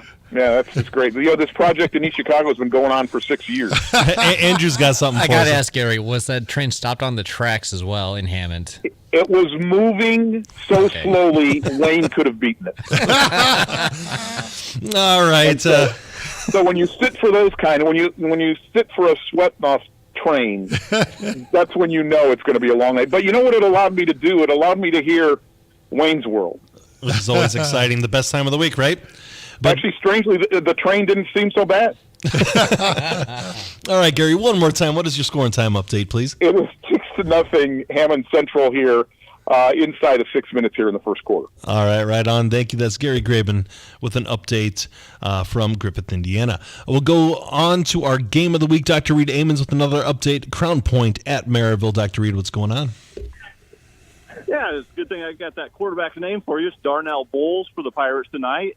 Facing a 3rd and 10 from the Crown Point 30-yard line. He hit John Peters about 5 yards down the field, completely wide open for coverage for the Bulldogs, and then John Peters runs at the remaining 25 yards into the end zone for a Pirate touchdown. The extra point was good. That puts the Pirates up on top, 7-6 here with about 4.5 minutes to go in the first quarter. On the first play from scrimmage, as Crown Point gets the ball back, they had completed a pass down inside the 20-yard line of the Pirates already. So there's 4:19 to go here in the opening quarter. Crown Point trails Maryville 7-6. But Crown Point is threatening, facing a 1st and 10 from the Pirate 18-yard line. So, Dr. Reed, some fireworks early here. How do you? What's going to happen to kind of calm this game down, get it back to a more normal flow? Yeah, so far Maryville's defense has not been able to stop the passing game so far of the Crown Point Bulldogs.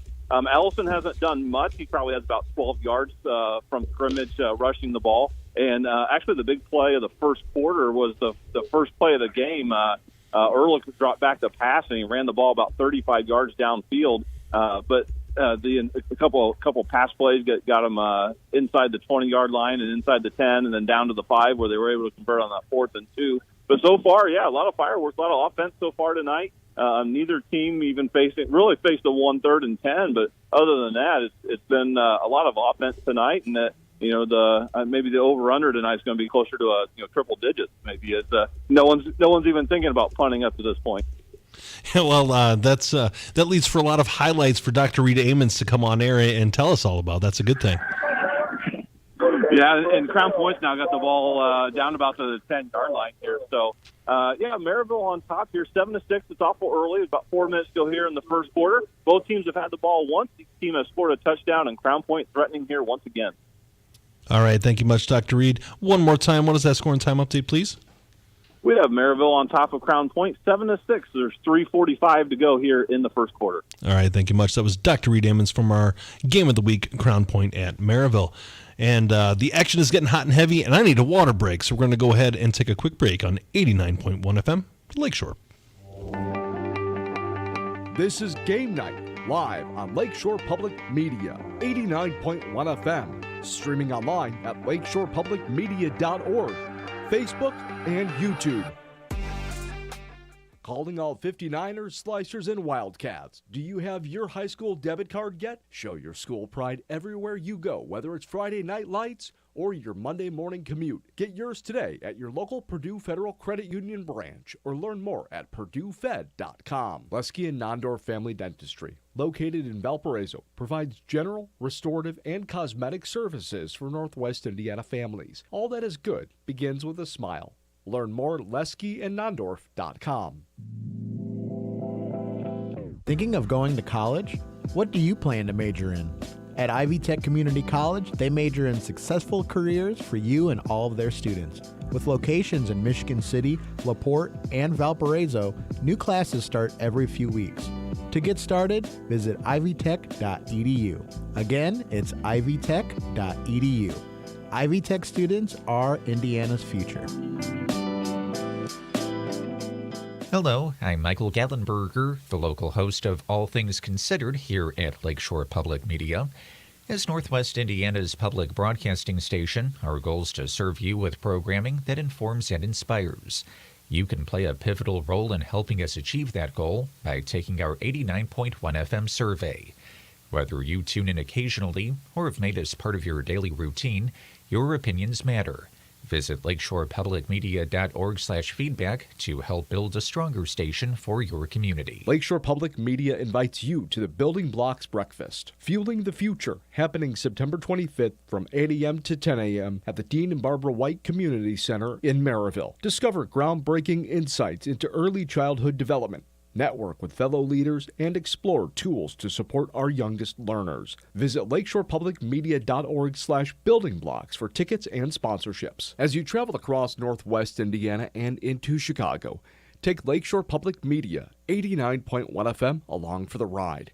With our newly expanded signal, we're with you from the southern corner of Michigan and into Chicago, and of course across Northwest Indiana. From the dunes at Lake Michigan to the windmills of Wolcott, Lakeshore Public Media 89.1 FM is along for the ride wherever you call home.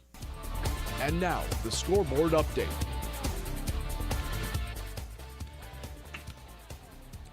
Wayne, Ben, I don't have any song references because it is getting too hot and too heavy too quickly here. No sooner does Crown Point go up 6-0. We heard the update from Reed Amons, Larry Ellison getting in from 2 yards out. That Maryville blocks the extra point.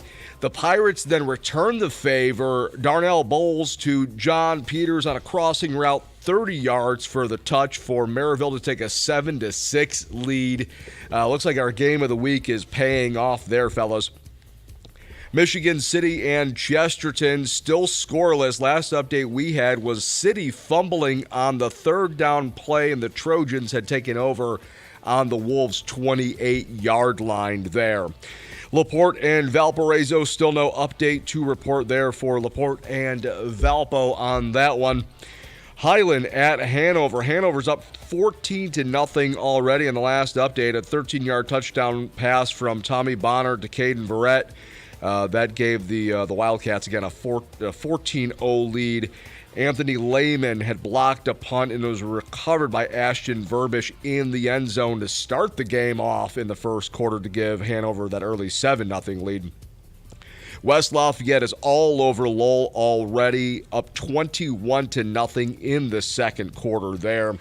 No update still from Hobart at Munster tonight as we keep rolling. Tom, actually, we do have a caller in right now from Hobart at Munster. We have Jason Hill, if you want to take that.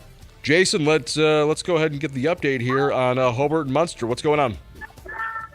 Hey, guys. The second quarter starting here in Munster. It is 7-0 Hobart.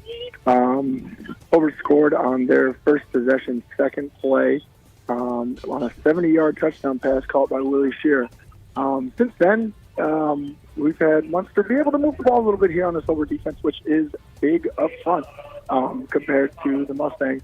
But Hobart driving right now, they just picked up a big 4th down and 1 to set them up right inside the 20-yard line. So they're in the red zone for the first time tonight. So on the score again here. On that Willie Shearer 70-yard touchdown, was that a catch and run, or was that just a deep ball caught by Shearer?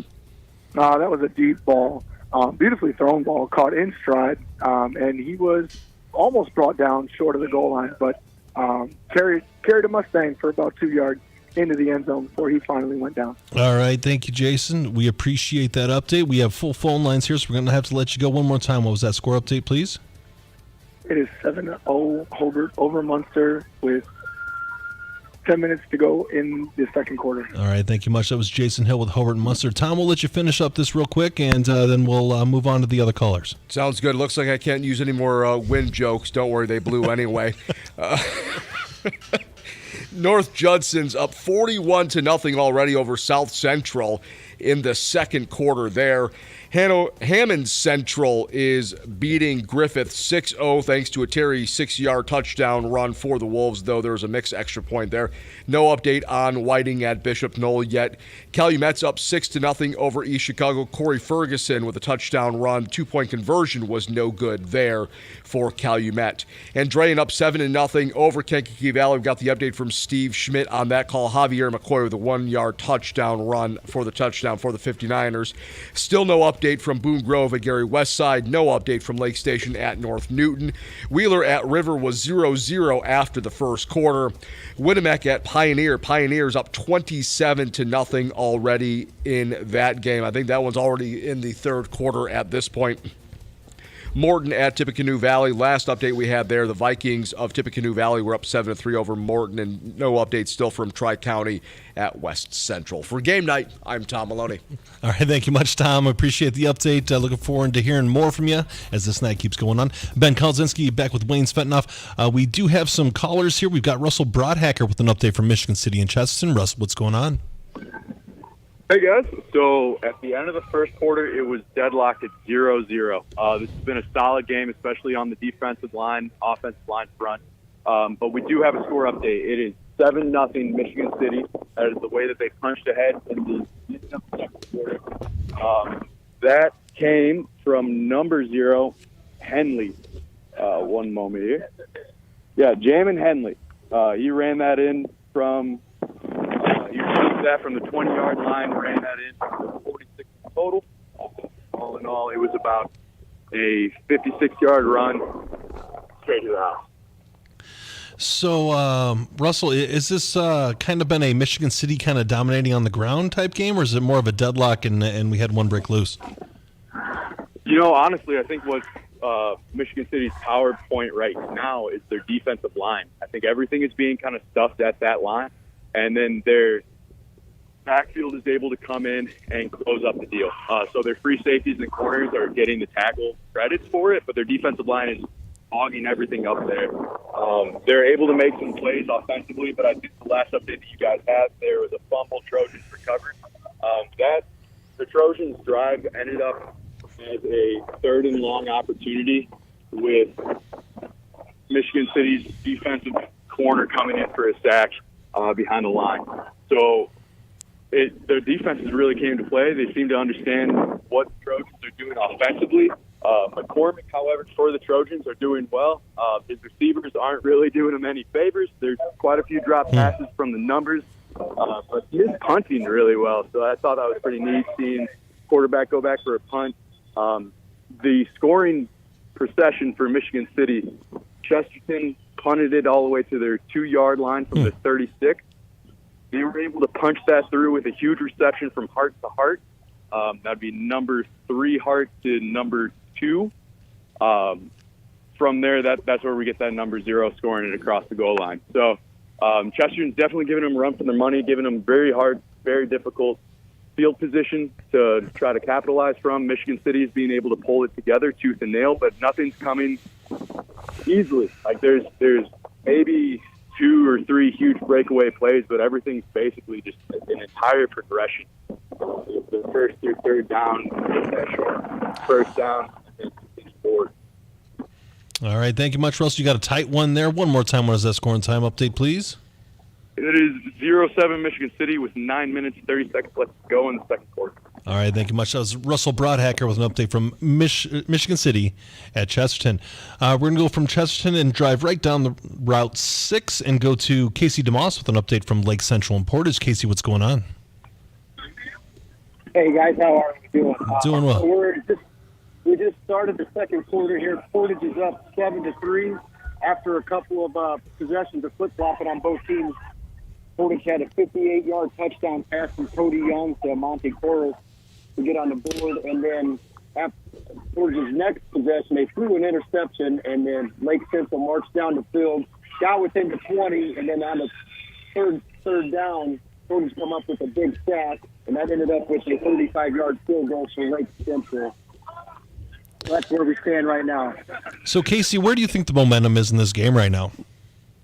It looks pretty easily matched, but I'm impressed with Portage's front line. They're really holding up against Lake Central's front line, because Lake Central's definitely got some size guys. I was looking at the roster, and they got some big boys on that offensive and defensive line. And Portage is holding their own right now.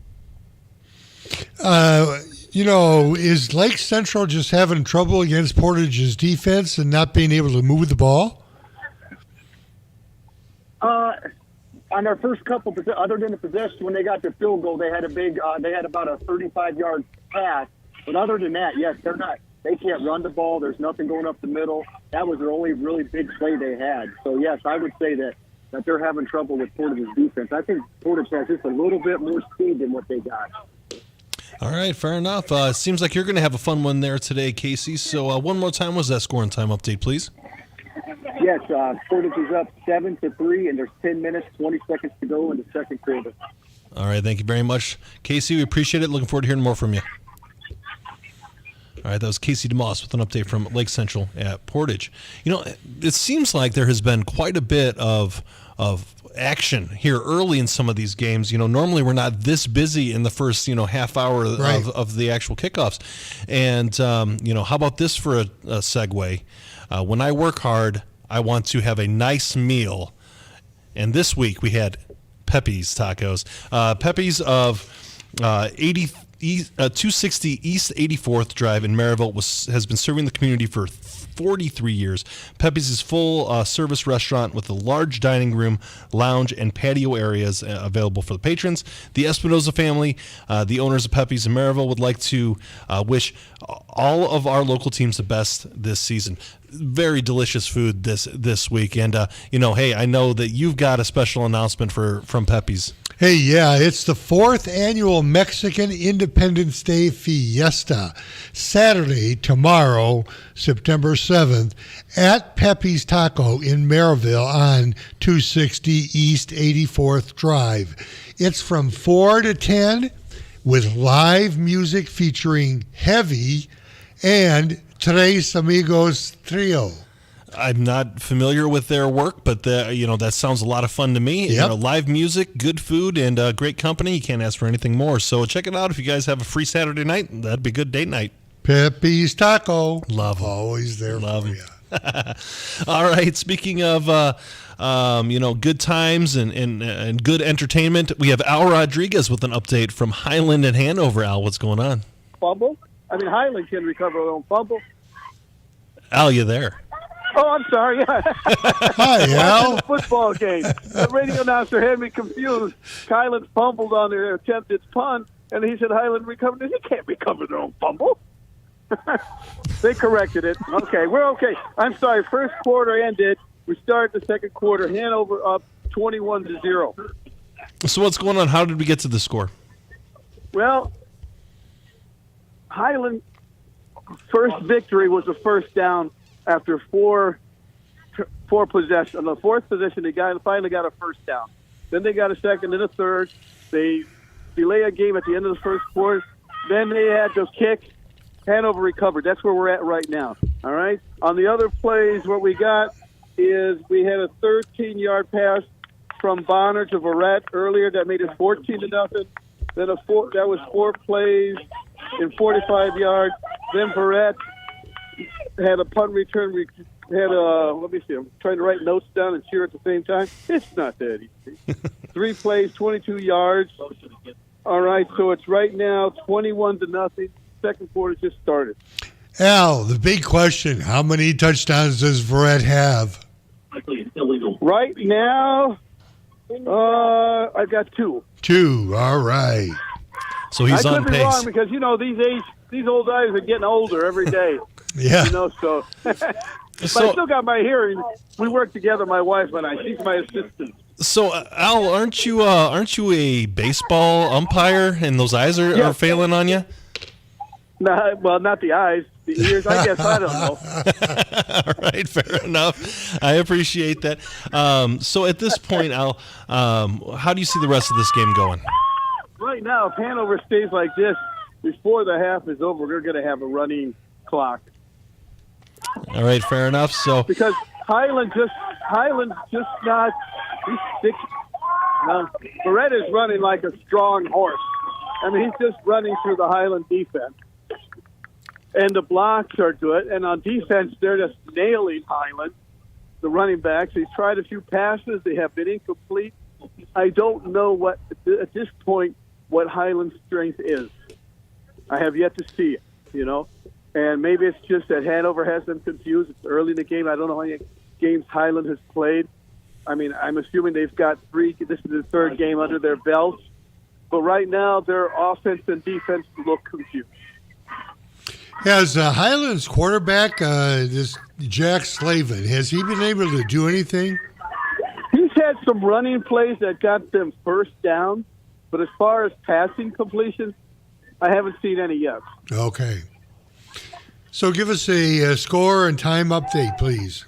Okay, right now there's 10 minutes left in the second quarter. The score right now is Hanover 21, Highland 0. All right, 21-0. Thank you, Al. Appreciate it. Looking forward to hearing more from you. Take care. All right, so Hanover has responded quite well from a disappointing week last week, really laying it on Highland. In this circumstance, this is just what the doctor ordered for Hanover Central.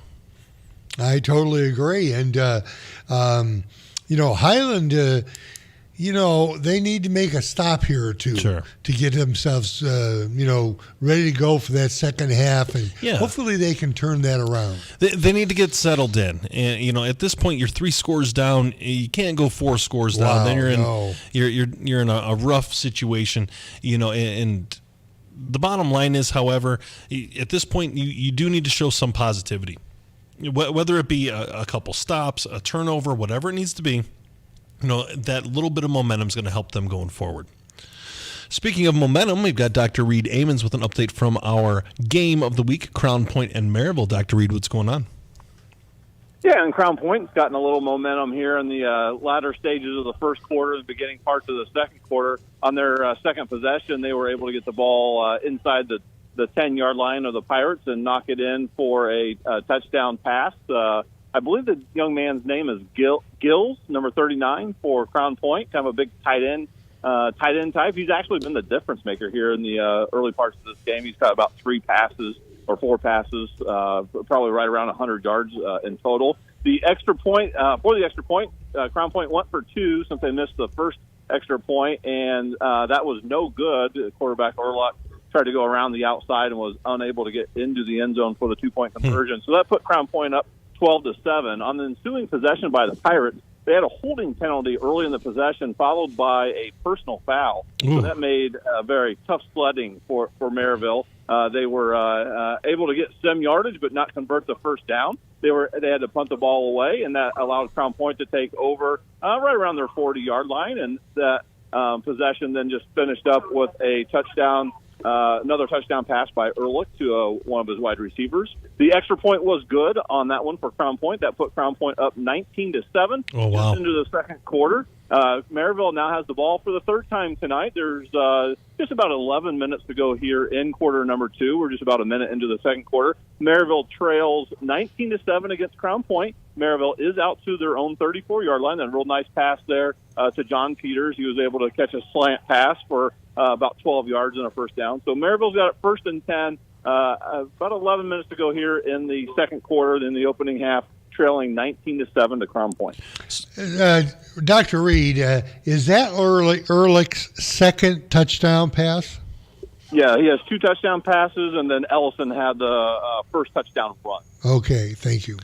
So, Dr. Reed, what does Maryville need to do to kind of quell this momentum?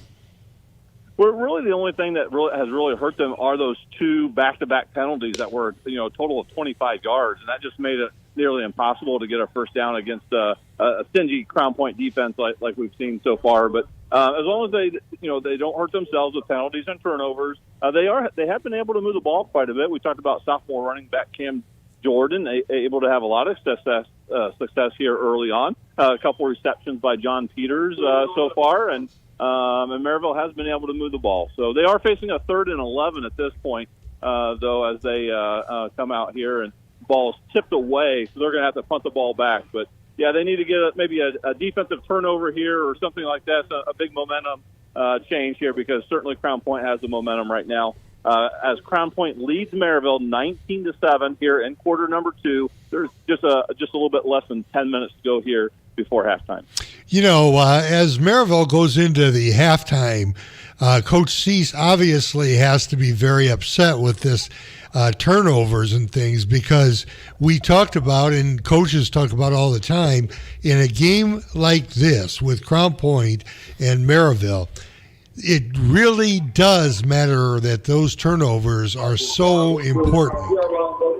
Yeah, and it's those penalties that are leading to the turnovers. Right. I think there's already been 3 personal fouls in total. One was an authentic penalty, so they weren't penalized on that one. But, yeah, the personal fouls are really unexcusable, because that is completely controllable by the player and certainly by coaches as they reinforce the positive behavior that they would like to see out on the field, let's say.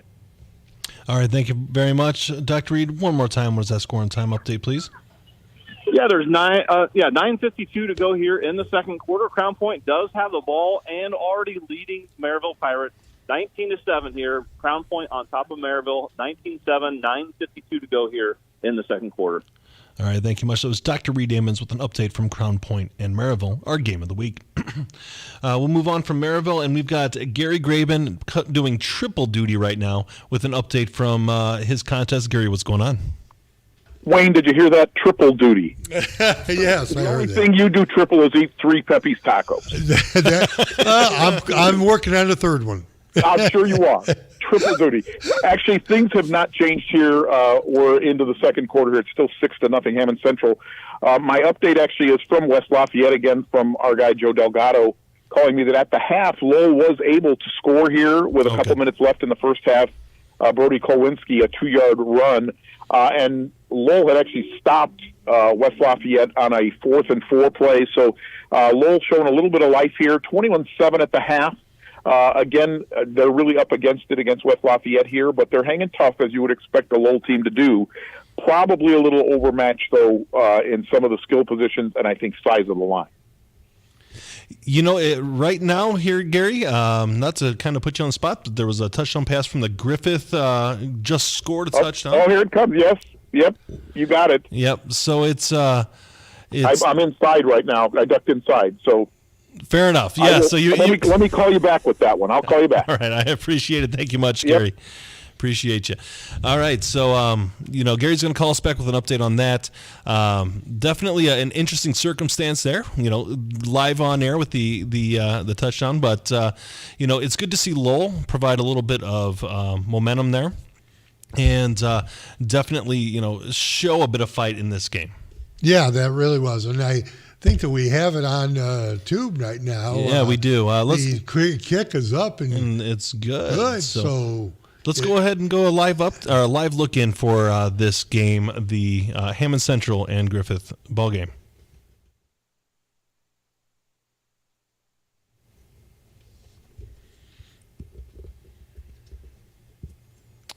All right. It looks like we don't have audio quite yet for this game, but it's definitely a circumstance where Griffith is showing a lot of fight here. Hammond Central kind of got out in front here, and they're definitely fighting back. It's going to be a tight one here in Griffith, because those two teams there are pretty evenly matched at this point. Yeah, they really are, and Griffith, like we said, put up 42 average of the first 2 games is 52 points a game. So they can score. What they need to do is make sure that they can stop Hammond Central right now. Absolutely, and kind of get that momentum going in the right direction. It's going to be a fun night up there in Griffith. A beautiful field that they have up there, and I'm looking forward to see how this one operates and moves forward. So let's talk about this Crown Point Maryville game. It seems like Crown Point's kind of taking over the momentum here.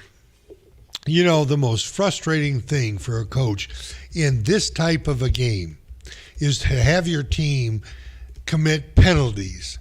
And that's what's happening in Maryville. And that is, there's a lot of emotion There's a lot of, expectations on teams, and sometimes kids don't handle them in the right way. Right.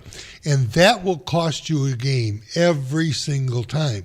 So Maryville has a shot of going into the halftime, get their heads in the game, stop the, over-aggressiveness, or if that's what the penalties were. Right. And play football, because they can play with Crown Point, but they can't give the game away because of fumbles and penalties. Yeah, Dr. Reed said before the game that the penalties and the clean play of Maryville so far this year has been really impressive. Well, then all of a sudden they've dropped a couple penalties here and made a couple mistakes. Next thing you know, bada bing, bada boom, you've got Crown Point off to a big lead here early. This game's not over. It's far from over, but this is right where Crown Point wants to be. Yeah, it really is. 7-7, 7-6 score would be fine. But Crown Point's they know that they can move the football.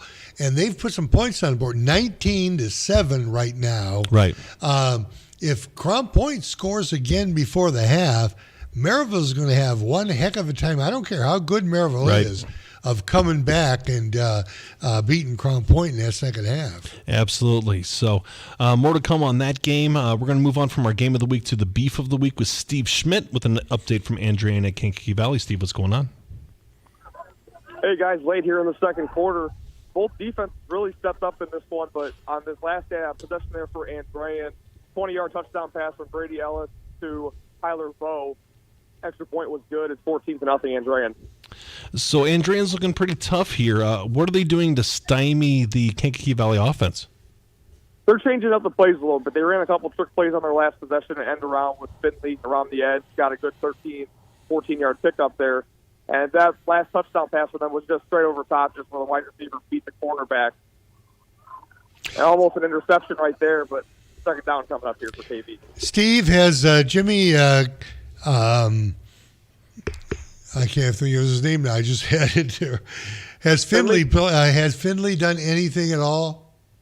He actually has had 2 drop passes in the first half, but on a 3rd and 18 on their last drive, he actually picked up a big first down, and the very next play was that end around where he picked up about a 15-yard chunk to set them up in the red zone for that touchdown pass. Very interesting. So what does KB need to do to get back into this one? They just need to be more fundamentally sound offensively. They're getting beat off their blocks and not really giving Castro much of a running lane. Diego Arroyo's trying to get a couple passing plays down the field, but just not having enough time to really get his eyes set downfield to make a pass downfield. All right, fair enough. Thank you much, Steve. One more time, what is that score and time update, please? With 1:38 to go in the first half, Andrean 14, Kankakee Valley 0. All right, thank you much. Steve, that is Steve Schmidt with our update from our Beef of the Week. And we're going to go back to Gary Graben, who's collected some stats here for an update from our Hammond and Griffith game. Gary, what's going on? You teased this one while I was away from the field there, that Ryan Bullion, a 14-yard touchdown pass. My thanks to Chris Moore, the athletic director at Hammond Central, who filled me in here after I stepped away for a second. It is 7-6 Griffith inside of 4 minutes to play here in the first half. So kind of a rugged taffy pull kind of game here. Again, during the week, Tom Maloney and I were discussing games. I thought we had some games that might come down to the wire tonight. I actually thought the Andrean game might be down to the wire. Certainly Michigan City Chesterton could be the wire, and I think this game has the possibility of going down to the wire. I think so, Gary. You and I chatted a couple times this week and late last week. We weren't quite sure how some of these matchups are going to be, but it seems like some of these are coming down, or at least so far, pretty competitive. Well, I think some of the, like Griffith in their first 2 weeks beat Highland and Munster, and both those schools, their fan bases and their coaches all know they are in total rebuild mode. So what to make of this Griffith team is still a little bit of a question mark.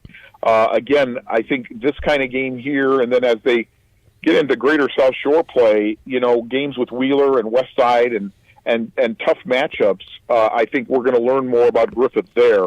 But again, they were playing two teams in the first 2 weeks that were rebuilding.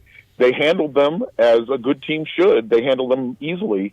But we're going to learn a little more about Griffith, I think, here over the next couple weeks. Same thing with River Forest. River Forest had a couple of great wins out of the gate. but we're going to start to see what they're made of here too as we go. Well, you're there at a good one, Gary, and as I look into my crystal ball, I think I can see a 3 overtime game. Is that one for every taco? But, Gary is the one who normally the 3 overtime game follows Gary normally, yes, it's good to know. It does. But if we're going to have anyone on the call for a 3 overtime game, it's going to be the It 18. is a beautiful. The only thing I'll say, it's a beautiful night. It really is. It is. Can't beat it. Beautiful night out there. All right, So- Gary, one more time. What's that All right, score boys. time? Yep. All right, thank you much. That was Gary Graben with an update from Hammond and Griffith. With that in mind, we're going to go ahead and take a quick break on 89.1 FM, the Lakeshore. This is Game Night, live on Lakeshore Public Media, 89.1 FM, streaming online at lakeshorepublicmedia.org, Facebook, and YouTube. Thinking of going to college? What do you plan to major in? At Ivy Tech Community College, they major in successful careers for you and all of their students. With locations in Michigan City, LaPorte, and Valparaiso, new classes start every few weeks. To get started, visit ivytech.edu. Again, it's ivytech.edu. Ivy Tech students are Indiana's future. Calling all 59ers, Slicers, and Wildcats. Do you have your high school debit card yet? Show your school pride everywhere you go, whether it's Friday night lights or your Monday morning commute. Get yours today at your local Purdue Federal Credit Union branch or learn more at purduefed.com. Lesky and Nondorf Family Dentistry, located in Valparaiso, provides general, restorative, and cosmetic services for Northwest Indiana families. All that is good begins with a smile. Learn more at leskyandnondorf.com. As your Northwest Indiana public broadcasting station, Lakeshore Public Media's goal is to serve you with a broadcast that engages, excites, and inspires. Help your local station reach that goal better by sharing your thoughts. Whether you tune in occasionally or have made us a part of your daily routine, your opinions matter. Visit lakeshorepublicmedia.org/feedback to help us build a stronger community station. Visit lakeshorepublicmedia.org/feedback.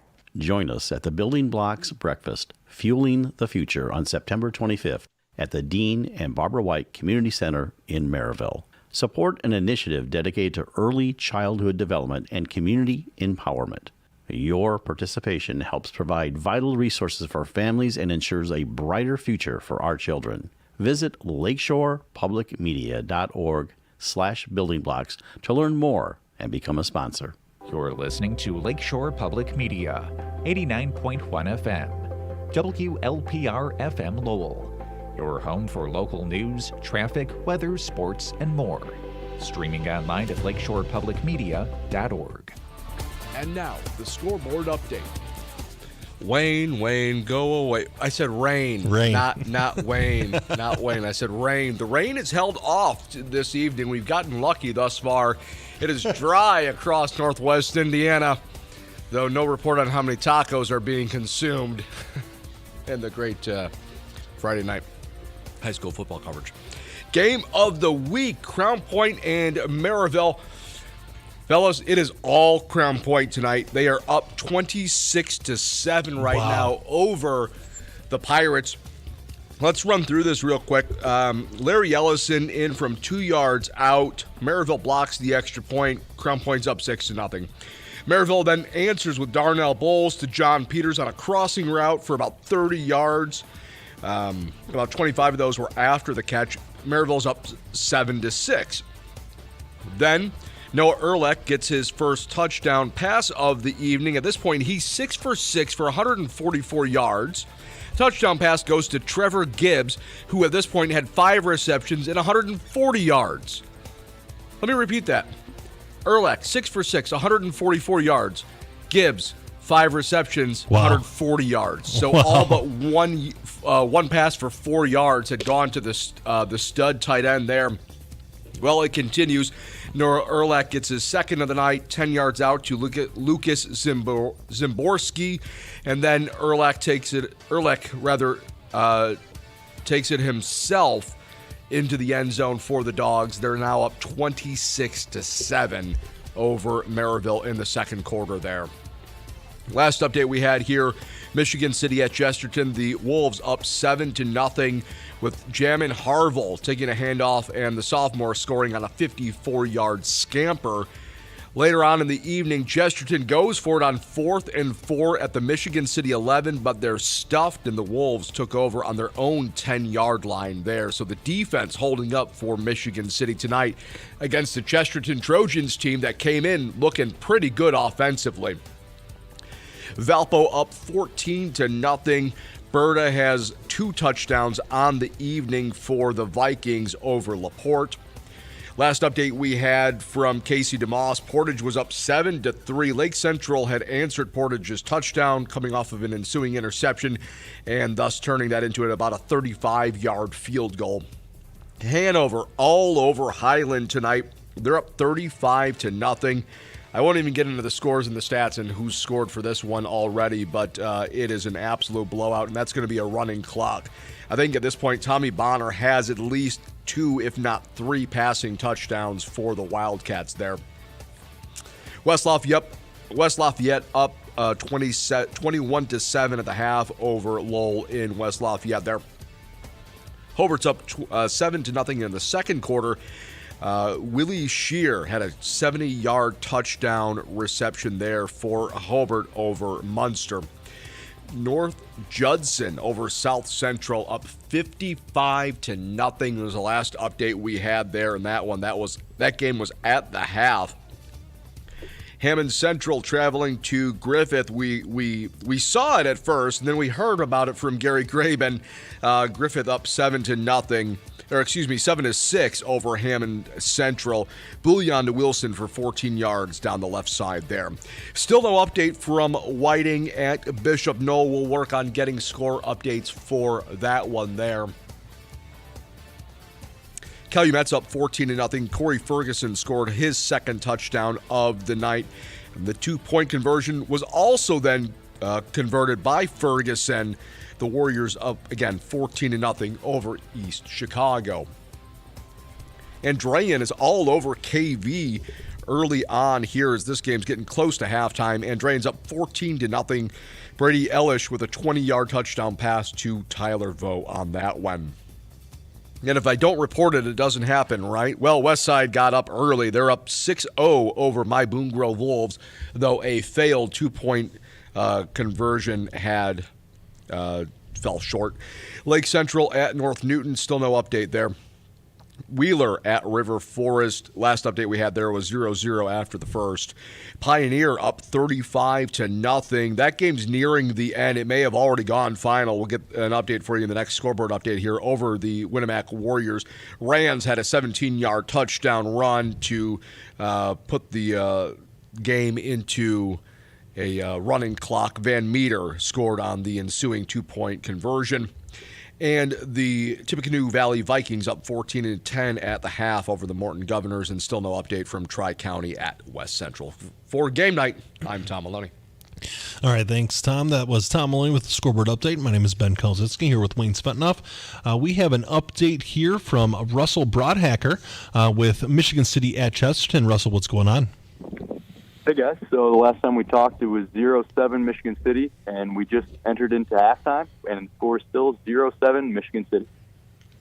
So you got kind of a stalemate going on here. Obviously, Michigan City is winning, but it's an awfully close game, still one score. What's the story of this game? So I'm surprised myself because Michigan City was definitely the underdog going into this. They're 0-2, Chesterton 2-0, and Chesterton's wins, they were definitely by a larger margin, although Michigan City has been holding tight in their others. So the tale of the tape tonight is hitting assignments. There's been a bunch of flags on both sides, a lot of false starts on Crown Point, a lot of holding on Michigan City. So it comes down to the P's and Q's in that sense. But in all honesty, Michigan City's defense is what's holding this game so tight. They're covering the flats well. I know that Chesterton's kind of running this read option. They'll do a bubble pass. They'll hand off to the halfback, or QB McCormick is going to opt to see it or opt to keep it. So he's done that a couple times for some large gains. Chesterton has been moving the ball. They're just going down to, a third down conversion, not able to complete it. Michigan City's defense holds them there. They're forced to punt. Offensively for Michigan City, Hart's being able to move the ball. He's been able to link up with his receivers numerous times. But, they've only been able to punch it into the end zone once. So a lot of punting from them as well. So really it is kind of like this deadlock, but it's not a dull game by the slightest. I think they both have each other by the collar. It's just coming down to a good old tilt. So, Russell, what do you see coming in the second half here? So normally Chesterton comes out really tough and scores the majority of their points within the first half. The fact they haven't, I'm guessing they're going to make some adjustments here in halftime and try to come back and pick up velocity there. Michigan City is definitely going to be capitalizing on what they do know of the Chesterton offense and hopefully find holes within the defense for Chesterton as well. Personally, I would say Chesterton's going to come out a little stronger this time, a little bit more equipped. I'd be interested to see, but I'm willing to put up some money on it. The Chesterton scores within, beginning parts of this third quarter. They did kick the ball off to start off the game, so they are opting to receive, and I think the momentum is going to be in their favor to start off. We'll see if Michigan City can hold them to it. Michigan City's defense, Russell, seems to be very good, but has Chesterton tried to open up their offense when throwing the ball? They have not too much downrange. They've definitely just been trying to hit the numbers on the bubbles, and even in that, they're not able to complete. So the receivers seem to have a little bit of the yips. Hopefully they're able to collect it going forward. I know that McCormick does have an arm. He's a versatile runner, but he does have accuracy going down range. So I'd love to see him do that. I'd love to see the offensive coordinator kind of call those shots. But they got to get the ball moving regardless. So whatever's not working, I completely understand them just throwing some plays away just to go with what has been working and keeping those gears greased. All right, thank you much, Russell. One more time, what is that scoring time update, please? It is 0-7 at the end of the first half.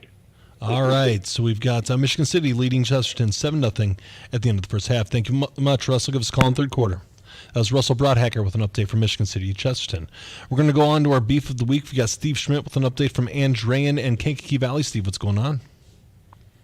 Hey, guys, we're at the half here. Same score. Andrean has a 14-0 lead over Kankakee Valley.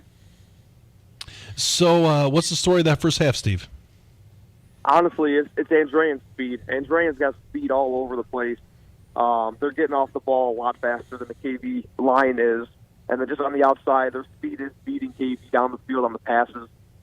They've gone into their trick bag a little bit offensively. Andrean has pulled out a couple trick plays, end arounds, and pop passes. So I think that's really what the deciding factor has been so far, just their overall team speed. So what does KV need to do to get back?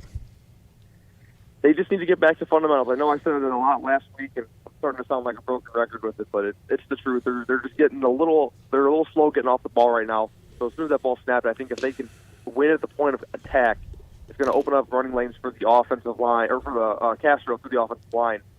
And I think that's what's going to help them in the second half. But if the same trend continues that it did at the end of the first half, it's going to be a tough sledding second half for the Cougars. All right, fair enough, Steve. One more time, what is that scoring time update? At the half, Andrean has a 14-0 lead over Kankakee Valley. All right, thank you much, Steve. We appreciate it. That's an update from our Beef of the Week, Andrean at Kankakee Valley. We're going to move from Kankakee Valley over to Hanover with an update from Al Rodriguez with the Highland at Hanover game. Al, what's going on? Hey, gentlemen, how you guys doing? We're doing great. How are you? It is getting kind of ugly out here tonight. Hanover just intercepted the ball at the 30, 25-yard line. Beautiful pass. The quarterback from Highland can throw a great pass. Unfortunately, he's not completing his to his receivers. But that's what happens sometimes, right? Right. Hanover, we've got 4 minutes to go in the second quarter. Hanover 48, Highland 0. 48-0 in the first half. So I just got a note from our statistics desk. This is from Tom Maloney doing some excellent research. Right now, Bonner has 4 touchdown passes for Hanover at this point. Yes, and 3 different receivers. So, I mean, this kid's throwing the ball all over. There could have been more scores, but they've dropped a few. But, it's a good game. It's just Highland cannot do anything right now. He's got the ball. They just sacked the quarterback for a loss. Highland can't get going. it's not a pretty game at any rate right now to watch, unless you're a big time Hanover fan like I am. But still, 48-0 in the first half is not a good game. Running clock in the second half, right? Yes, running clock. Yes, and the clock's going to run all the way to home. I'm going to tell you, it's a running clock all the way to here, from here to 41. All right, thank you. Al, one more time, what is that score and time update, please? Right now we have 2:50 left in the first half. Score is Hanover 48, Highland 0. All right, thank you much for Take that. care. Oh, another sack. Another sack for Hanover. All right. All Hanover here. Thank you, Al. That's Al Rodriguez with an update from Highland and Hanover. We'll go from Hanover to Maryville, where Dr. Reed Amons has an update from our game of the week, Crown Point at Maryville. Dr. Reed, what's going on? Yeah, a lot's going correct for the Crown Point Bulldogs here as we wrap up the first half. On their last 3 possessions, they scored an additional 3 touchdowns. Noah Ehrlich runs one in from 5 yards out. Then he completes another about 65-yard touchdown pass. And then just on this last possession, we talked about Trevor Gillis from Crown Point, who plays both ways, both as like a tight end and then also as a linebacker. Just got an interception and returned it all the way inside the Maryville 10-yard line. That ended up in an Ellison touchdown run from about 2 yards out. 1 extra point was blocked in there, but that gives Crown Point 39 and Maryville 7, and we just went to halftime. 39-7 at halftime. Who gets the ball at half? Yeah. Maryville will get the ball to start the second half.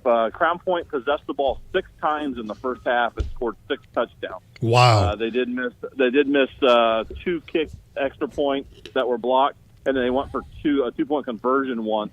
That was no good. So that's why the 39 points. But six possessions, no punts, no turnovers for the Crown Point offense. They certainly look very sharp tonight, and they're big, strong, and fast. And so that's a pretty good combination for a high school football team. How many touchdowns does Ellison have? He has 2. Then Ehrlich is thrown for 3 and rushed for 1. Thrown for 3. Wow. Okay. So, Dr. Reed, is this outcome kind of surprising to you? It's surprising to us here on set. Not necessarily that Crown Point is leading, but by how much they're leading by, it's a bit of a shocker. Yeah, and they have not done anything incorrectly on offense for sure. We talked in the pregame that I believe the final score last year was 39-6 as a final. Right now it's 39-7 at halftime. Crown Point is just a lot bigger, faster, and stronger. With all 11 guys that are on the field, and they look really good. They look really good tonight. They have prevented poor play as far as like penalties and turnovers go for sure. They have come out. They break the huddle very quickly and get to the line of scrimmage and almost like try to catch you off guard a little bit. And they'll do some shifting within their line and maybe go unbalanced one way or the other, and that's confused the Maryville defense a little bit. But they look sharp. They are playing very, very well, and have a really nice big lead here, 39-7 at halftime. All right, thank you much, Dr. Reed. Looking forward to hearing from you in the second half. All right, guys. Talk to you soon. All right, that was Dr. Reed Amons with an update from our game of the week. We have full phone lines here, so we're going to move on to Jason Hill with an update from Hobart at Munster. Jason, what's going on? Yes, just a quick halftime update for you here. It is 17-0 Hobart. Right here at half, band Pop Warner night celebration of the little future Mustangs, cheerleaders, football players. It's been a pretty nice night here at Munster. Not so nice night for the Mustangs out on the field. We had Willie Sears score second play of the game for the Brickies on a 70-yard touchdown reception, caught in stride into the end zone. And then right before half, Xander Langford kicked about a 24-yard field goal for the Brickies to put them up 17-0 at half. So has this really been all Hobart? Has Munster shown any flashes of positivity here? Oh, they have. Munster's had a few possessions here where they've had a couple of really nice tries that have just stalled out. They had a failed 4th down conversion in Hobart territory.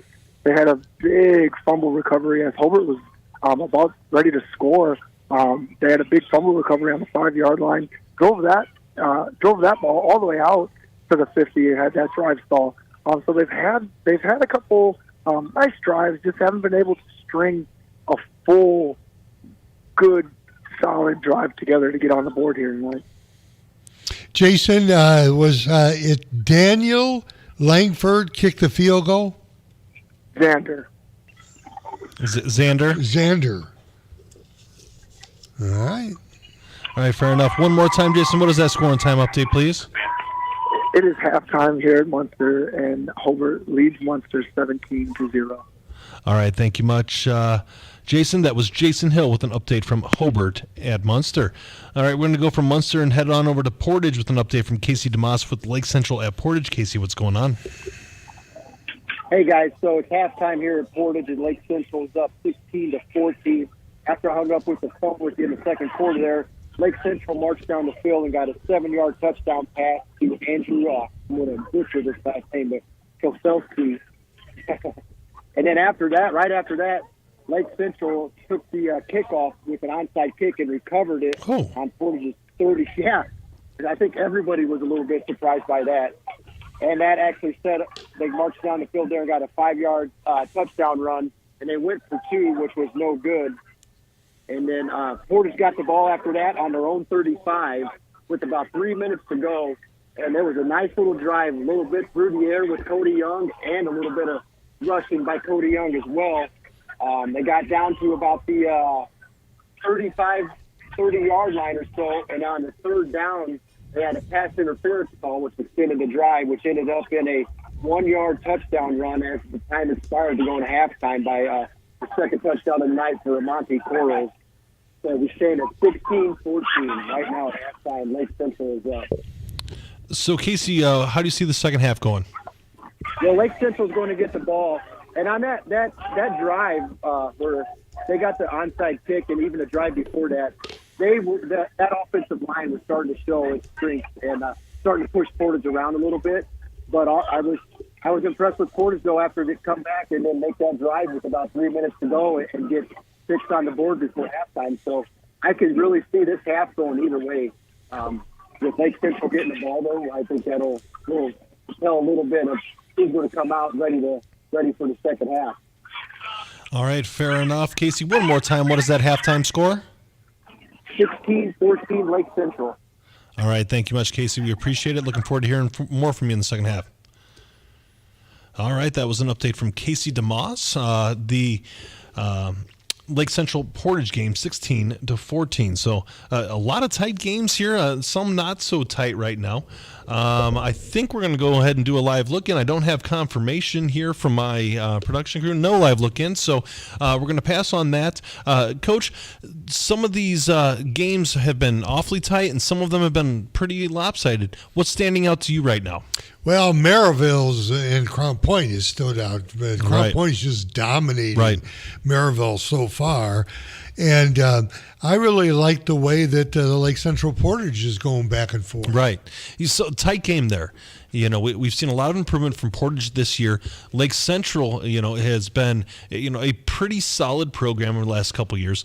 It's definitely a circumstance where these are two of the rising teams in Northwest Indiana, and that's going to be a fun one, coming down to the wire there.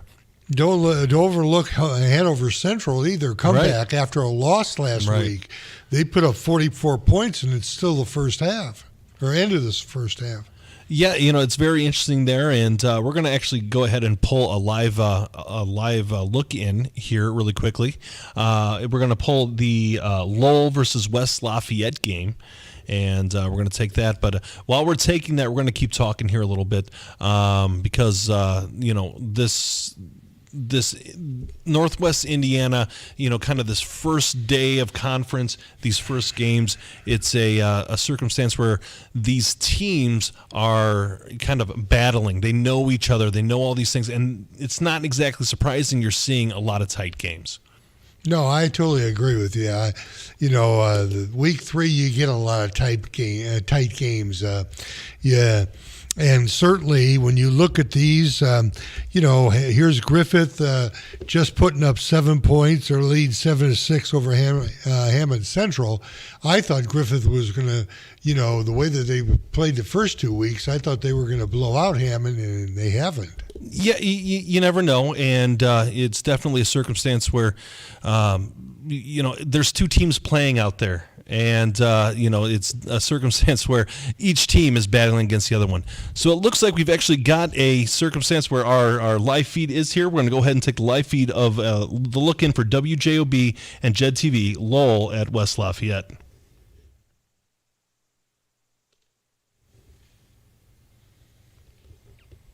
All right, I guess there's no audio here, so we'll talk over the audio here. So right now, Lowell is trailing 28-7. West Lafayette is West Side not really looking to do anything more. Happy with what they got, playing great defense, keeping that Lowell running game in check. So with 1:45 left in this third quarter, we'll see what they do. They still have the ones out there. They might be looking for one more score and then play the fourth quarter with the twos. Give us some other young men opportunities. So Speaker takes a snap, steps back, looks back to his left. Here comes a little bubble screen. He was down. Sliding catch that time by Colin Castens. Yeah, I mean, they're getting people that aren't even on the two deep anymore into this football game. He loses one back to the 46, so it's 2nd down and 11. Yeah, the only pass plays they haven't been successful on are those where they got the receiver coming back to the quarterback.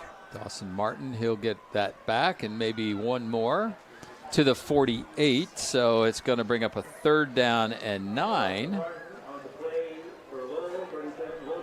Yeah, Zolkowski just hasn't played as much of a role in this game, Todd, as I thought he would. We really haven't seen him that one touchdown play, which was significant if you're going to make one play. Under a minute to go, 50 seconds on the clock. Now the West Side team takes a little bit more time. Here comes the pressure. A little backwards throw. Wide open was Melkai, and he just underthrew him. Speaker couldn't get his feet set. Right. He was rolling out to his right. He saw it. He had time, and there was no Lowell defender back there. He could have set his feet and gotten that ball there, but he kind of threw it while he was jumping off the. All right, we're going to come back here. We've got Gary Graben here with an update from Hammond and Griffith. Gary, what's going on? Well, I'll tell you, to start the second half here, Hammond Central had what they wanted. They had Griffith in a 3rd and 29, but Ryan Bullion to Jason Dillon, 71-yard touchdown pass over the top, extra point good. So what seemed like a good situation for Hammond Central turned in a hurry, and it's now 14-6 Griffith with 10 minutes to play here in the third quarter. It seems like Griffith's got the momentum right now. What's going to happen here with Hammond Central, trying to battle back? Well, Hammond Central they could use a turnover here. Also, I would say they need to finish the deal here on defense. They had a chance here to bury Griffith to start the second half, and instead they go from their own 29 into the end zone.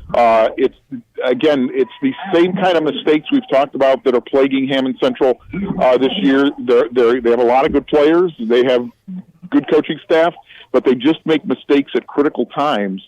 And this was certainly one of them here because they really were counting on getting this ball back with good field position, and instead they gave up a touchdown.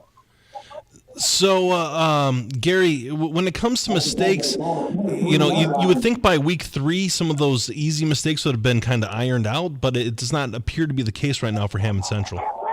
Well, it's also, one of the things that Griffith, this actually goes back to when Russ Radke was here, that, they lull you into this, think that they're running the ball, and then they just pass enough to catch you off guard. So this is, a key issue here. There's a big sack here also by Griffith here on the display. This is one of the key issues here is Griffith can slip in the pass and catch you off guard, and they did that there. In a 3rd and 29, they probably just thought they were going to run the ball and punt. Right. But they didn't give up on it. They went ahead and passed, and they found some space in that Hammond Central secondary. All right, fair enough. Gary, one more time. What is that score and time update, please? It is 14-6. 14-6 with 9:39 to go here in the third quarter.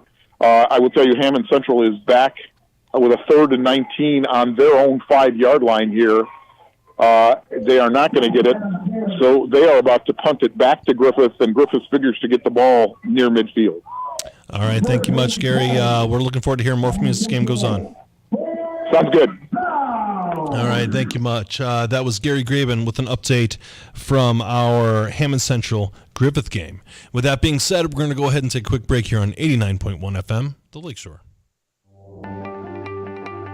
This is Game Night, live on Lakeshore Public Media, 89.1 FM, streaming online at lakeshorepublicmedia.org, Facebook, and YouTube.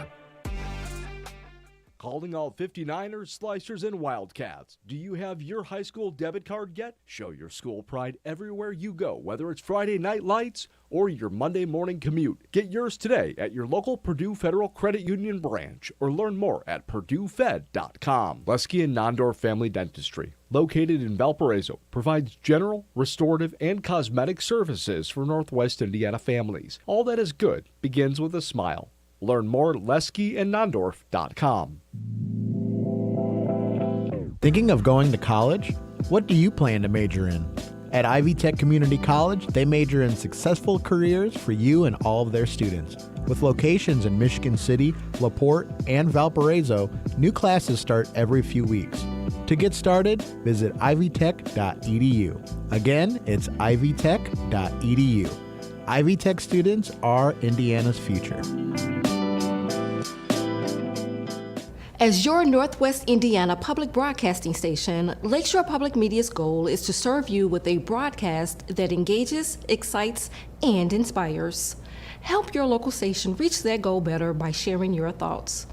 Whether you tune in occasionally or have made us a part of your daily routine, your opinions matter.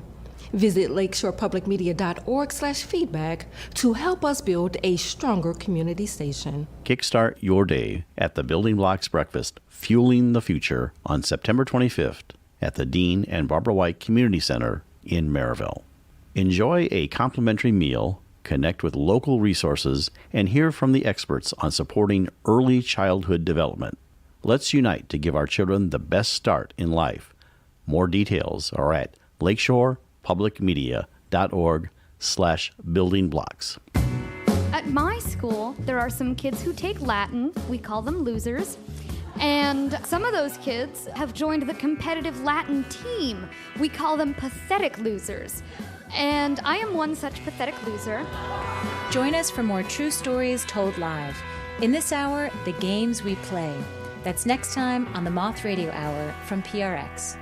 Tune in Saturday morning at 11 and Sunday afternoon at 1 here on Lakeshore Public Media. Now, back to the action here on Game Night. You liking it? All right, Ben Kolodzinski back here with Wayne Svetanoff. We've got a quick call here from Russell Broadhacker with an update from Michigan City and Chesterton. Russell, what's going on? All right, gentlemen. So right now it is 0-13 Michigan City leading over Chesterton. The extra point was missed, but it's a heck of a drive from Michigan City. They ended up stopping Chesterton on their initial drive to lead off the second half. The score came from tight end number 10, Logan Moreland. Trinity Hart, number 2, ended up hitting him from the 19-yard line, connected with him around the 12. He was able to run it in the rest of the way. So Russell, the wind is kind of hitting your phone just right. Who scored that touchdown? We'll try to cover it up a little bit. There we go. Much better. But that was awesome. So that touchdown came from tight end number 10. Give me one moment here. Number 10, Logan Moreland. Okay. So Trinity Hart connected with him from the 19-yard line. He received it around the 12, was able to run it in the rest of the way. Extra point was missed, so that resulted in the 13-0 lead, Michigan City over Chester. So is Michigan City's defense still stymieing Chesterton? Are they showing any progress whatsoever?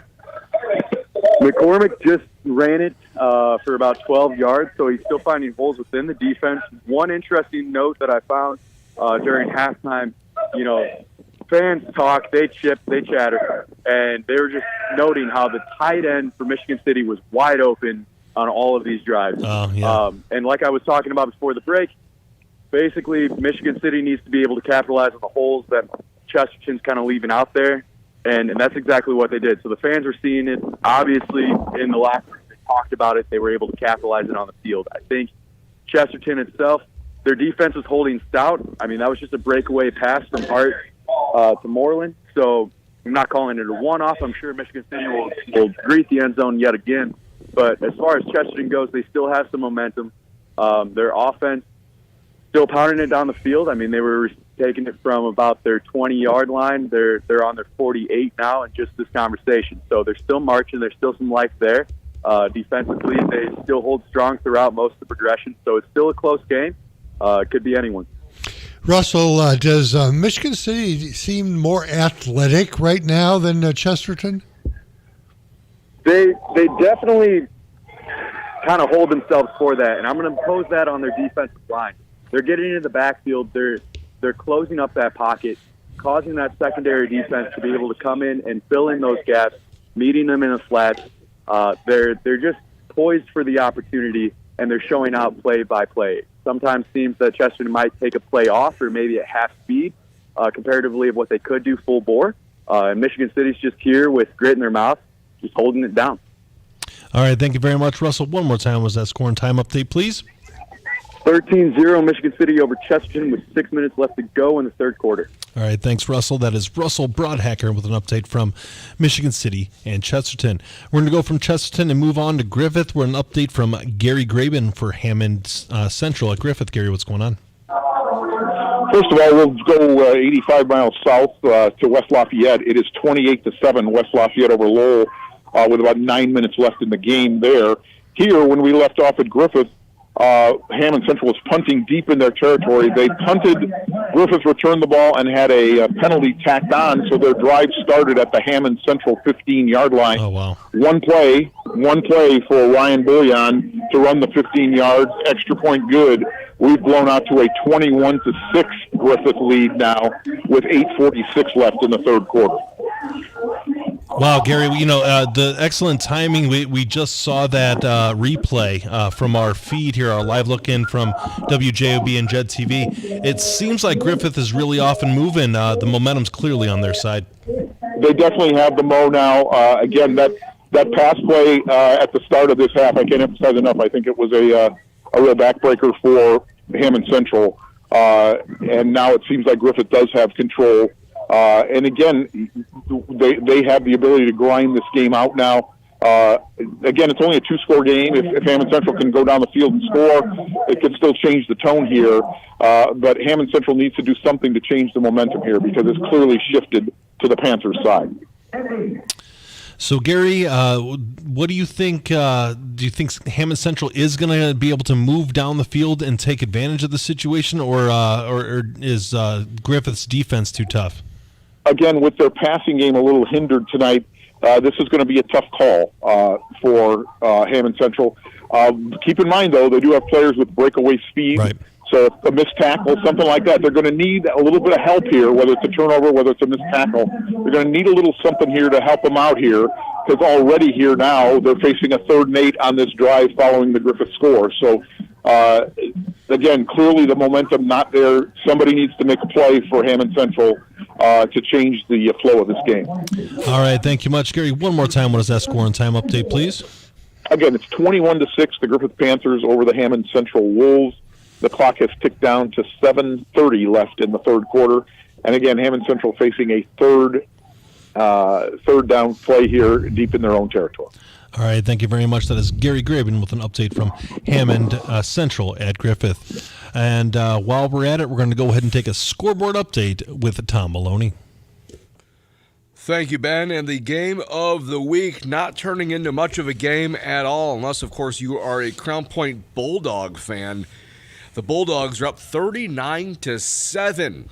That's right, 39-7 over the number 1 In Class 5A, Maryville Pirates, Crown Point Bulldogs, number 2 in Class 6A. And somebody on Twitter/X that we follow on Gamenight Tweets had made the comment that Crown Point is basically in a class of their own, and I don't think there's any doubt about that across Northwest Indiana. I don't know if there's anybody that could play the Crown Point Bulldogs at the speed of which they are playing, the size of which they have, and the ability to basically score at will.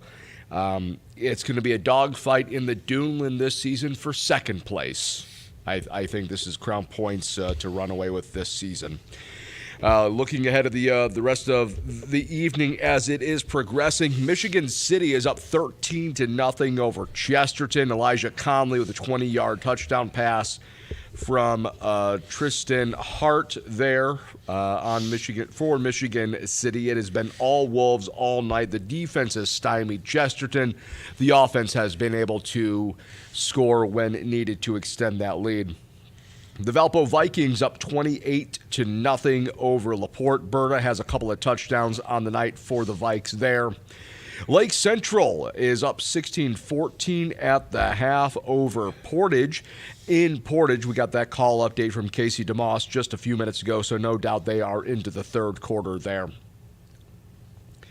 Highland at Hanover, all Hanover. Bonner, 4 touchdown passes on the night, and he has earned a trip to the bench as a result.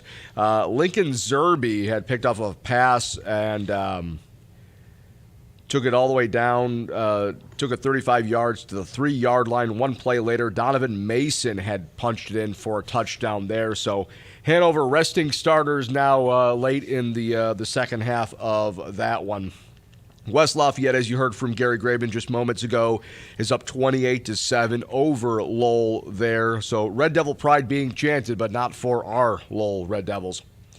Hobart at Munster, it is all Hobart 17-0. Xander tacked on a 24-yard field goal going into the half to extend the Bricky lead.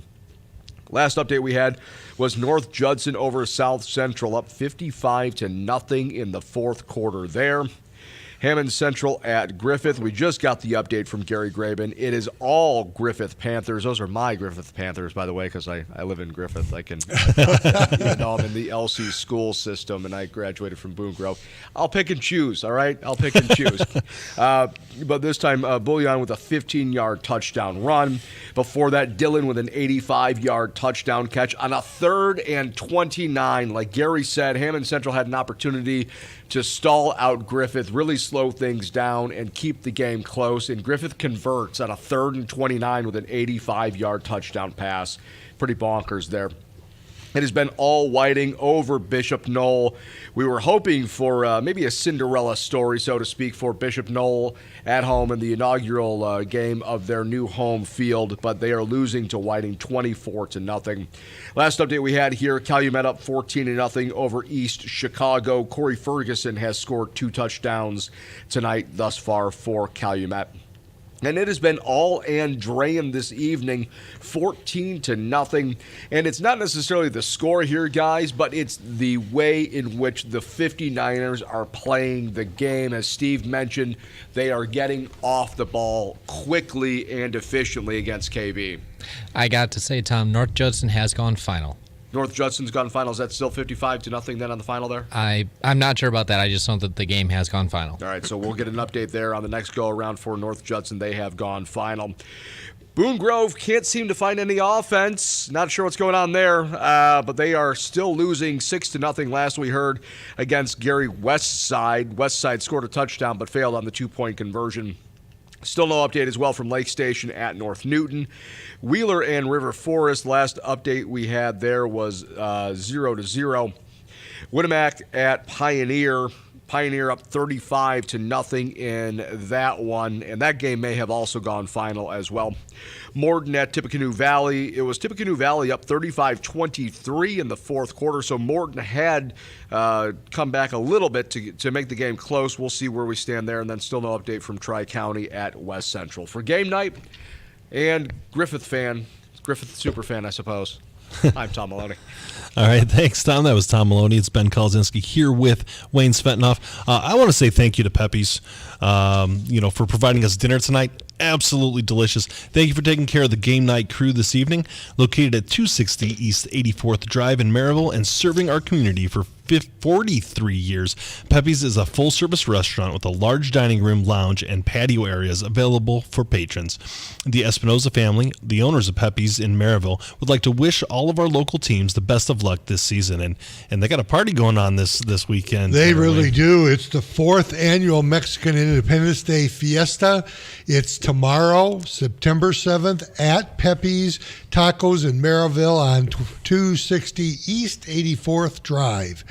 It's from 4 to 10 with live music featuring Heavy and Tres Amigos Trio.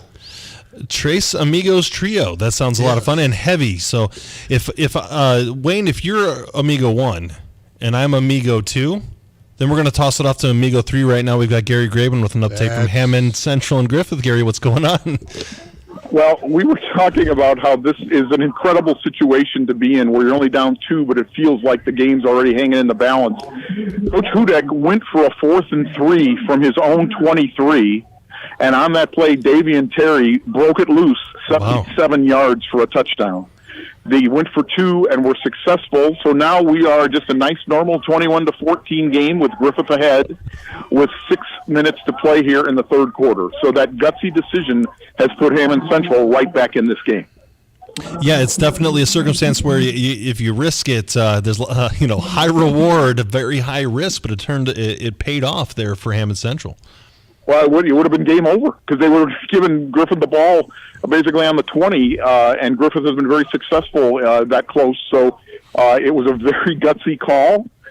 It worked, and it worked to the level of 77 yards and a touchdown, not just a first down. So at this point right now, Gary, what does Griffith have to do to kind of regain this momentum?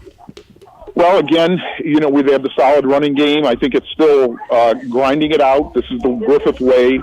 They're going to look for opportunities here just to use their misdirection, inside and outside running, just to keep Hammond Central off balance. And, for now, as the momentum gets wrestled a little bit toward Hammond Central, Griffith needs to do something here to establish some momentum again for themselves. Yeah, Gary, they just showed the replay of that play here for Hammond Central, and it's definitely a gutsy play, and it paid off. It is very gutsy. It is. I'm telling you, usually you don't see that in the third quarter, down just 2 scores. But again, Coach Hudek must have felt that the game was slipping away, and it was now or never. And incredibly, it was now. Yeah, you get that gut instinct, and you have to kind of feel, how things are going with that. Gary, when you were coaching, did you ever have that feeling that a game was slipping away and you had to do something drastic to keep it in your grips? Yeah, unfortunately, most of the time they just slipped away. But yes, you get that feeling. You get that feeling as a coach that you need to do something, and it may be a play, it may be a substitution, but oftentimes it doesn't work like it just worked for the Hammond Central Wolves here. All right, fair enough. At this point, Gary, what is the score and time update where we're at? It's 21-14 with about 5 minutes left here, just under 5 now in the third quarter. I want to hear Wayne speak more Spanish, too. Well, we're going to butter up here, I think the women all over Northwest Indiana are melting when they hear Wayne speak Spanish. The swooning is in full effect. No habla It is. English. It's the Dancing with the Stars tango. Can you see Wayne? Fair enough. We appreciate it. All right, Gary, thank you much for the updates. You got it, please. All right, thank you much. So, Coach, in that circumstance, no guts, no glory, right? You have a circumstance where you're trying to, just kind of get the feel for things, and you have to take that risk. Sometimes it pays off. Yeah, it's a situation. I think Gary, expounded on this very well. Is that you've got nothing to lose. You're down 21. If Griffith gets the ball back, then they go into the end zone and put you down, 28. Pretty much end the game at that point. It's over. So I think that's a gutsy call by Hudek. You got to try it, though. Yep. Got to try it. Speaking of that game, we are going to go ahead and take a live look in with the WJOB JED TV feed of Hammond Central at Griffith. They're going to call it. Wow.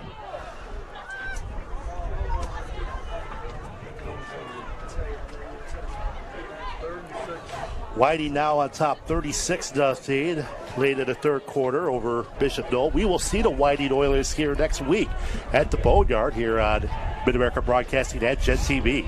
Whiting has a chance to be 2-1.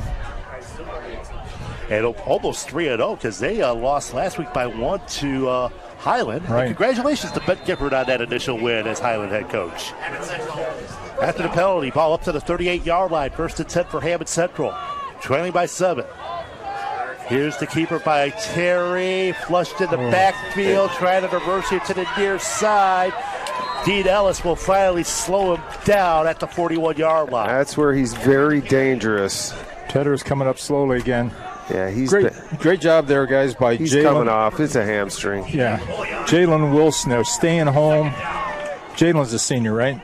Junior. No, junior, just a junior. Real smart move there. He didn't hit a pursuit route. He stayed home, turned the ball back in. And right if he hits now a pursuit route, he's still running. They're working on Tedder on the side. It looks like a hand screen. Jakari Hawthorne will take his place in the defensive secondary as the Wolves look at a 2nd down and 7 here. Under 4 minutes to play here in the third quarter. Again, the Wildcat look. Terry direct snap. Caught from behind by A.J. Farr. He'll get maybe 1 up to the 42. That's already his 25th carry on the night, gentlemen. What's he have? 156 yards and both Wolves touchdowns tonight. 6 yards and 73 yards. A big 3rd and probably 4th down here. A Central player is down now. Let's see who that is, as I will stop the clock with 3:24 to play here. I believe it's a lineman. Mid-America Broadcast, we'd like to thank EA Safes in Griffin, Gatlin Plumbing and Heating Griffin, and McGinnis Automotive in Cherryville for their help bringing you high school sports this 2024 football season.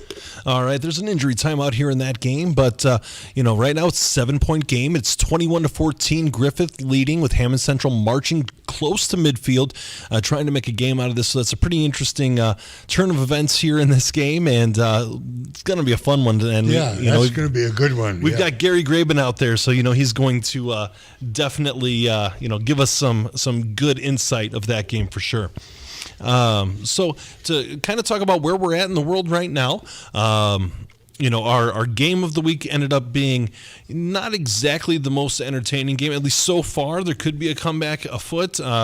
It'd be a tall order for Maryville to come back. But our beef of the week has been pretty tight. And I know that we're trying to get the connection here with Steve Schmidt on line 1. We've got Steve Schmidt with an update from our beef of the week. Andrean at Kankakee Valley. Steve, what's going on? Hey, guys, late in the third quarter here, Andrean just pounded another one from 1 yard out. Didn't catch the name of who scored that one, but Andrean scores it 21-0. So, Steve, it's been all Andrean. Has Andrean worn Kankakee Valley down, or what's kind of going on there? It's starting to look like it. I think earlier we talked a little bit about team speed for Andrean, kind of a little bit overmatching KV. I think also a little bit of KV just come out, and they look tired a little bit here in the second half. So, we have the live feed up here for you, and we're a few minutes behind you there, but it's definitely a circumstance where it looks like there's a lot of team speed here for Andrean. Can you speak to that a little bit more? Can you say that again? The PA announcer was right in my ear. Gotcha. It seems like Andrean has a lot of team speed. That seems to be a factor here in this game. Oh, 100%. Just in all phases of the game. Their offensive line is very fast getting off the ball. Their defensive line is getting in the backfield right away. Their outside guys, both on offense and defense, are very quick. It's just that's what's really out winning the game for them right now, is their team speed. So at this point, it's a 3-score game. That's obviously a tall order here. What is the success for Kankakee Valley for the rest of this game? I think you have to start trying to create better running lanes for Castro. He hasn't really had a great game on the ground today. He's just had nowhere to run. Unless that they maybe start bringing in an extra offensive line, try to open up, have 6 guys up front, just add a little bit more beef and try to add a set of fresher legs out there maybe. But they really haven't been able to do much tonight. Steve, down 21, closing in the final minutes of the third quarter. Maybe KV can open up their offense by throwing the ball, even if they have to move Castro out to a wing to get him the ball in some, one-on-one situations. Would you agree? They've tried passing the ball a little bit here and there on second down mainly, and even then, Arroyo just has no time to throw the ball tonight. The defensive line for Andrean getting in the backfield almost immediately and making him scramble. It's just been a tough night overall offensively. Can Arroyo throw on the run? I mean, can he sprint out and try to get some, one-on-one situations? Yeah, he showed that a little bit last week at Wheeler, actually. Both sides of the field was running left and right. He was able to hit a few guys on the run downfield. Tonight really hasn't had much of a chance to do so, but he has that in his arsenal for sure. All right, Steve, one more time. What is that score and time update, please? With 1 minute to go in the third quarter, Andrean 21, Kankakee Valley 0. All right, thank you very much, Steve. That is Steve Schmidt with an update from our Beef of the Week, Andrean at KV. So, Coach Svetanoff, right now, Andrean looks like they're going to take a step forward in the Northwest Crossroads Conference. At this point to this point of the season, my two favorite teams in that league had been Kankakee Valley, had been Andrean. It's kind of an interesting circumstance here that those two teams are two of the three teams. Obviously Hanover in there as well. That are two of those teams are going to go now to 1-0 in league play. It's going to be Andrean and Hanover here. Purportedly, it looks like it's trending that way. We still have a quarter to go. What does that mean to have that? That first place after one game, you've got that momentum behind you. You've already kind of got the leg up on the rest of the competition in the league. Well, it's certainly a confidence builder for the kids and for the program itself. I'm really interested to see that Hanover Central Andrean game. Oh, yeah, absolutely. That's going to be a good one.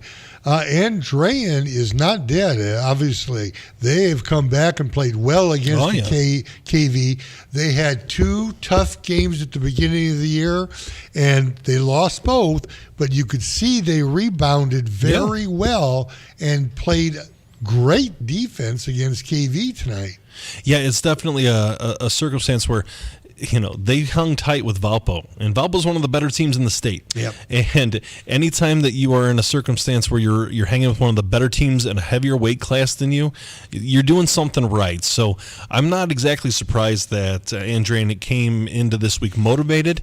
I was kind of hoping that KV would show a little bit of ferocity. They are at home, and they are playing against an important team, and they're building a program that is building and budding into a strong power down there.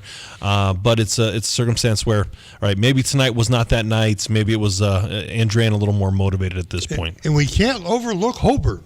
Right, exactly. Hobart is That's in the true. same situation. Two tough games at the beginning of the year, and now they're up 17-0 on Munster, which is credit to Munster because they've struggled this year, and they've held Hobart to 17 so far. Well, you speak of that, we've got Jason Hill online with an update from Hobart at Munster. So let's talk to Jason and see what he has to say. Jason, what's up? Well, Munster was holding strong for a half. But here in the third quarter, Hobart has scored twice, and twice fairly easily. They've been able to drive the ball in two consecutive drives here and put two touchdowns on the board. One Connor Stafford touchdown catch and a 6-yard Max Pickett touchdown run to extend the lead to 31-0. Oh, wow. Yeah, well, we weren't expecting that big of a jump there. It was 17-0, as you heard, as you were on hold. So is this really Hobart kind of flexing their muscle here? Yeah, I mean, I think that's definitely the size and athleticism of the Brickies is just a little bit too much for the Mustangs, for a half, kind of holding it to 17.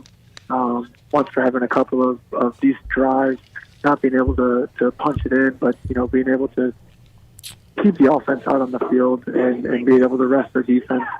In that first half, they were dare I say, lucky. But here in the third quarter, was really seen Hobart stick to what works and get a couple of scores on And this Munster offense has just kind of seemed to really stall out with a couple of 3-and-outs here in the third quarter. Jason, what changed this game for Hobart? Was it defensively or just the fact that they opened up some holes and scored?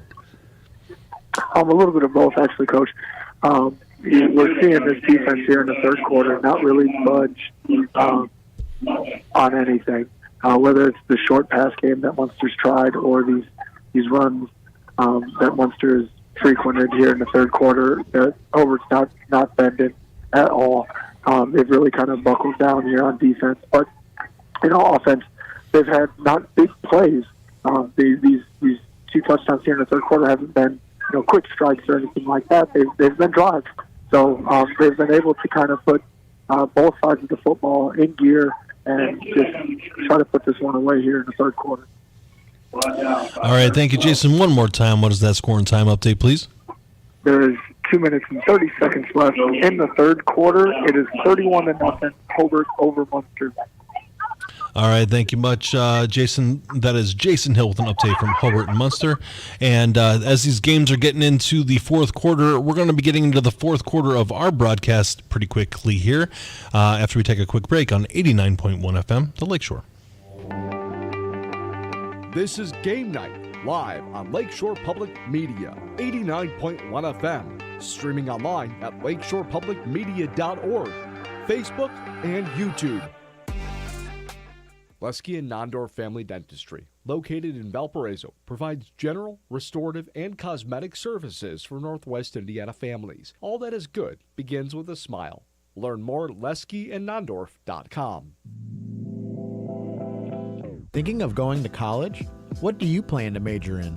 At Ivy Tech Community College, they major in successful careers for you and all of their students. With locations in Michigan City, LaPorte, and Valparaiso, new classes start every few weeks. To get started, visit ivytech.edu. Again, it's ivytech.edu. Ivy Tech students are Indiana's future.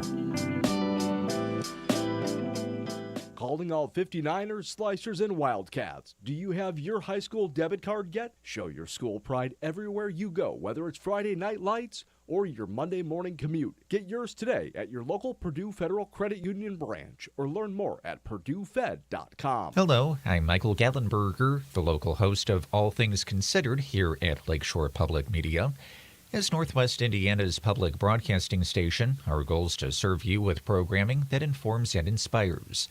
You can play a pivotal role in helping us achieve that goal by taking our 89.1 FM survey. Whether you tune in occasionally or have made us part of your daily routine, your opinions matter. Visit lakeshorepublicmedia.org/feedback to help build a stronger station for your community. Lakeshore Public Media invites you to the Building Blocks Breakfast, Fueling the Future, happening September 25th from 8 a.m. to 10 a.m. at the Dean and Barbara White Community Center in Maryville. Discover groundbreaking insights into early childhood development.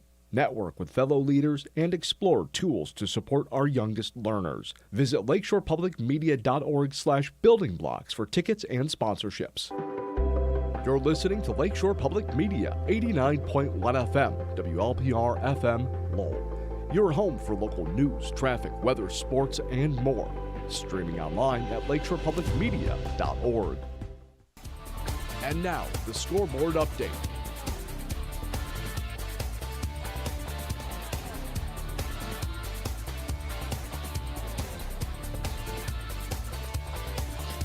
Well, Tech, another one on for the Bulldogs. Ehrlich to Gibbs for the 8-yard score puts Crown Point up 46-7 over Maryville. That should just about do it for the starters at this point. Wayne, I'm a comm major, not a math major, so I think I can count Ehrlich like 3 touchdowns passing and 1 touchdown running, maybe 4 touchdowns passing in a rushing touchdown. So it's been an impressive night for the Crown Point offensive side of things here. Elsewhere, a so far pretty impressive showing for the Michigan City Wolves defense, shutting out Chesterton. The Trojans just recently turning it over on downs inside into Michigan territory for at least the second time tonight. not able to come away with any points despite being in the red zone. So kudos there to the Michigan City Wolves defense. Valpo Vikings up 35-7 over LaPorte in that game. I believe it is now into the fourth quarter. Lake Central and Portage. The last update that I have is a 16-14 halftime score there in favor of Lake Central. Hanover all over a Highland, 48-0 there. West Lafayette pretty close to final at this point over Lowell, 34-14. We'll let you know when it goes to zeros. Hobart's up 31-0 over Munster. North Judson all over South Central tonight, 55-0. That one is final as the Judson Blue Jays move to 3-0. South Central falls to 1-2. Hammond Central at Griffith, 28-14 as Griffith just tallied on another one, and we'll be getting an update from Gary Graben as to how that happened here in just moments. Last update we had here was Whiting at Bishop Knoll, Whiting up 24-0. We'll look for updates there. Calumet all over East Chicago. Eric Allen has scored at least 2 TDs tonight for Calumet over the Cardinals there. Andrean now up 21-0 over Kankakee Valley in the beef of the week. Boone Grove finally gets on the board. They trail Westside 8-6 in the fourth quarter there. Lake Station and North Newton, still no update. Wheeler up 17-0 over River Forest in the fourth quarter on that one. Pioneer was victorious over Winnemac 35-0. Pioneer Panthers move to 2-1 on the season. Winnemac falls to 1-1. And Tippecanoe Valley over Morton, 35-23 was the last update we had there, and still looking for updates on Tri-County at West Central. Back to you guys. Thank you very much, Tom. This is Ben Kolodzinski back with Wayne Svetanoff. We have full phone lines here, but we've got Dr. Reed Amons with an update from our game of the week, Crown Point at Maryville. Dr. Reed, what's going on? Yeah, Maryville got out to the early 7-6 lead in the first quarter, but Crown Point has scored 40 consecutive points to now push the lead of 46-7. The third quarter just came to a conclusion, so Maryville has the ball. They are driving. They are inside the 15-yard line of Crown Point and getting down there. But we're getting ready to start the fourth quarter. There will be a running clock here in the fourth quarter. But 46-7, Crown Point on top of Maryville as Maryville looks to maybe push one in here as the fourth quarter gets started. Wow, Dr. Reed. This is definitely a surprise to me. Not necessarily the Crown Point is winning, but by a running clock, that's a bit of a shock for me. Yeah, and they have played an excellent game tonight. As we mentioned there in the opening half, they had the ball 6 times. They scored 6 touchdowns. Very few penalties or silly mistakes. Certainly no turnovers, no punts. Really just took control. Really in that second quarter, it was fairly close after the first quarter, still within a touchdown, 12-7. But then Crown Point just got things going, stopped Maryville's offense, getting really good field position for the Crown Point offense. Then they worked with a short field, and really had a hard. Maryville really had a hard time stopping Crown Point offensively. So Maryville's going to have a circle the wagons here after this week and regroup. And they'll be traveling to Portage next week. But just about 11 minutes to go here in the fourth quarter. Running clock. Maryville's got the ball inside the 5-yard line of Crown Point, looking to punch one in here. And they do signal a touchdown. Jacarius Johnson does run one in from 3 yards out. 11 minutes to go here. Crown Point leads 46-13 with the extra point pending. All right, thank you much, Dr. Reed. Gary or Wayne, do you have something? Yeah, I wanted to know, have they started substituting for Crown Point? Crown Point's defense, they did have mostly subs, second team defense out there. On their last offensive possession, they still had their first team offense out there. My guess is we'll start to see some of the substitutes coming in for Crown Point's offense coming up next. The extra point was blocked, so it's going to keep it 46-13. But yeah, Crown Point. It looks like most of the starters. Ehrlich he did throw a touchdown pass on his last possession, so he's probably done for the night. I would guess that most of the offensive starters will be done for the evening now. Is that Ehrlich's 5th touchdown? He has 4 in 1. Yeah, I believe that's right, Wayne. I believe, Okay. 4 passing and 1 rushing Right. For the night. All right, thank you much, Dr. Reed. One more time, what is that scoring time update, please? We have Crown Point 46, Maryville 13 with 10 minutes and 20 seconds to go here in the final quarter, and it'll be running clock the rest of the way. Sounds good, Dr. Reed. Give us a call when this game goes final. Sounds great, guys. Talk to you soon. All right, thank you much. This is Dr. Reed Amons with Game of the Week, Crown Point at Maryville with a running clock in the fourth quarter. We'll move on to Griffith, where Gary Graben has an update from Hammond Central and Griffith. Gary, what's going on? Griffith looked a little rocky, put the ball on the turf a few times, was able to recover it, and on a third and long, it was bullion to Jason Quillen from about 25 yards for a touchdown. Extra point is good. It is 28-14 Griffith. Oh, wow. About 9:30 to go here in the ballgame. So, Gary go ahead. I'm sorry, but Gary, is that Boyan's second or third touchdown? I believe it's his third, but remember I was on the drive over here at the start. So Okay. I don't. I know you don't believe me anytime anyway, but definitely don't. Yeah, but Gary's always right. Gary Graben yeah. is always right. I'm not certain on that tonight because I was en route complaining about infrastructure issues. There you go. So like I said, he's had a good night. He's had a good night there. Again, I will say the breeze has kicked up, and it is in favor of Hammond Central here in the last quarter. They are inside of Griffith territory, but again, the clock is winding here, so things need to move here for Hammond Central. I should point out also, we talked about that long fourth down play. That was their second touchdown on a fourth down play tonight. Oh, wow. The Riverboat Gambler over here, Coach Hudak, is rolling the dice, knowing, I think, that he has to steal a couple possessions, has to do some things here Sure. to stay with Griffith. So, Gary, I'm not in the boat of creating controversy, but during our breaks, we had the Hammond Griffith game up on the live feed, and the huddle cam made it look like Hammond Central actually recovered the fumble before that Griffith touchdown. Really? But it's hard to tell. It's not like they're zooming in on certain things, but it was very close. People aren't familiar with that. It sort of just follows the action. Right. It's not a man camera, so it is hard to tell. But it took a long time for them to make the call on that. Okay. It was a little bit controversial. And actually, I'm kind of on the Hammond Central corner here. And I think the Hammond Central people agree with you that they believe that should have been their ball. That's how I would have called it anyways. But what do I know? I'm telling you, they'll make it good. All right. Hey, Gary, we're going to let you go. One more time was that scoring time update, please? 28-14 Griffith over Hammond Central. We are at about 8 minutes, 30 seconds to go. All right. Thank you much. Give us a call as this game progresses. Yes, sir. Thank you much. That's Gary Graben with an update from Hammond Central and Griffith. We're going to go from Griffith to Highland at Hanover Central. Al Rodriguez with an update here. Al, what's going on? We got a finished score here. Game ended. There wasn't a whole lot. Oh, I lost. I think I lost. I think I'm off. I think we have lost Al Rodriguez. Some technological difficulties, so we'll move on from Al Rodriguez. We'll move to Casey DeMoss with an update from Lake Central and Portage. Casey, what's going on?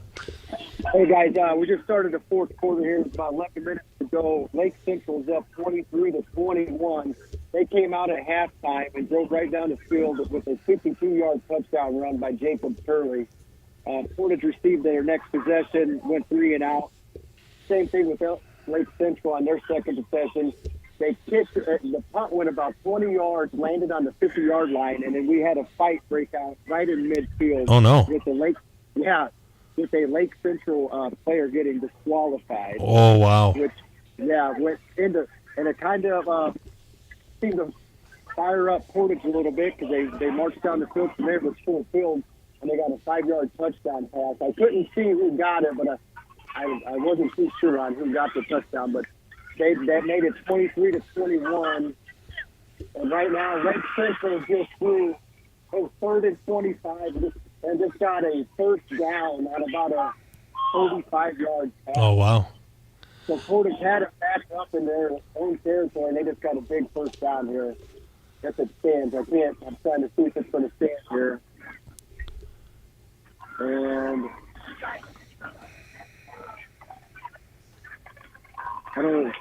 Yes, it's going to stand. So. All right, fair enough. Bringing it back. No, they're bringing it back. I'm sorry. Yeah, they're bringing it back. Wow. So they're all over the place there up in Portage. Yeah, 23-21 with 10.5 to go in the fourth. So Portage is leading 23-21. No, Lake Central. Oh, Lake Central is. Okay. Lake Central 23-21. Yeah, Gotcha. with 10 minutes, 30 seconds to go. Gotcha. Appreciate it. Thank you much, Casey. We appreciate that. Give us a call as this game progresses. Yeah, thank you. All right, thank you much. It was Casey Moss with an update from Lake Central and Portage. We're going to move on and try to reconnect here with Al Rodriguez with Highland and Hanover Central. Al, what's going on out there? Oh, we've got a final. Was a boring second half. Hanover did score a touchdown, Hazley, on a 10-yard run. After that, and they went for a 2-point conversion miss. Final score was 54-0. 54-0. So, Al, what's the story here for this game? It was Hanover all over in the first half, and I think after that they started chanting "Ready for Lowell." People were talking about Lowell because next week's a big game. Hanover has never played Lowell in God knows how many years, so everybody will be looking forward to that game. Al, how many touchdowns did Bonner have? 4? I believe he had 4. Touchdown throwing passes, yes. Did he run one in? Verrett ran one in, he ran one in, yes. So that's 5. 5. Yes. Okay. My goodness. Thanks. Well, all right, Al. We're going to let you go. Thank you for all your calls today. One more time, how was that final? Final score, Hanover 54, Highland 0. Great job as always, Take care, Al. gentlemen. We appreciate Have a good you. night. You too. You too. All right, that was Al Rodriguez covering the Hanover Central victory over Highland. We'll go from Hanover Central. We'll go to Russell Broadhacker with an update from Michigan City at Chesterton. Russell, what's going on? Hey, gentlemen, so we have about 2 minutes, 50 seconds left to go in the fourth quarter. Though the game's not done, I'm pretty sure I can call the winner of this one. Right now the score is 20-0, Michigan City over Chesterton. That last score came from Guy. He ran it in from the 5, but he was really a huge proponent within that session. He took it from the 47, from Michigan City's own 47, straight to their opponent's 30-yard line. From there, Hart connected with Hart again. I've seen a lot of that throughout the night. That was a great 25-yard pass that ended up putting them right in the red zone on the 5-yard line, where out of wishbone, he was able to take it straight through about the B gap right into the house, cinching that 20-0. The good old wishbone. The good old wishbone. I mean, that's a powerhouse red zone kind of offense. Yes, They just ran it down throats. Chesterton was caught on their heels, and the score was made. So tell me about Michigan City's defense here. This Chesterton offense has been pretty prolific at points this season. How well are they playing? The defense is stout. Defensive line, I've been raving about them all night. They are they're not as big as the O-line for Chesterton, but they are mean. They're nasty. They're down in the trenches, making it a tooth-and-nail kind of fight there. Linebackers are filling the gaps. Then you have your free safeties and corners kind of come in and collect the play. A lot of group tackles. Everyone's basically swarming to the ball. Whereas with Chesterton's offense, McCormick's pretty tired. There was one thing that kind of took me back. We were always trained, if your quarterback's lying down on the field, you go and help him up. He never gets up by himself. The team's there. It's definitely an O-line kind of move to do that. The O-line walked away from him, and he had the ref help him up. The following play, he got sacked behind the line of scrimmage, was slow getting up, and then had a punt. And then after that punt, he didn't run over and try to track down the ball carrier. He just kind of hung out basically right where he punted it from in hopes, I'm sure, that no one ran it his way. Like, he's pretty gassed. Defensive line for Michigan City has been able to penetrate the O-line and just give McCormick a run for his money. So I know he's tired. I know he's going to want to ice some things after tonight. But overall, just a stout show for Michigan City's defense. All right, Russell, you've painted a pretty good picture for this game. Some interesting tidbits to talk about. I'm a little curious as a former offensive lineman while they're not helping up their comrade there. That's interesting. Hopefully it's just a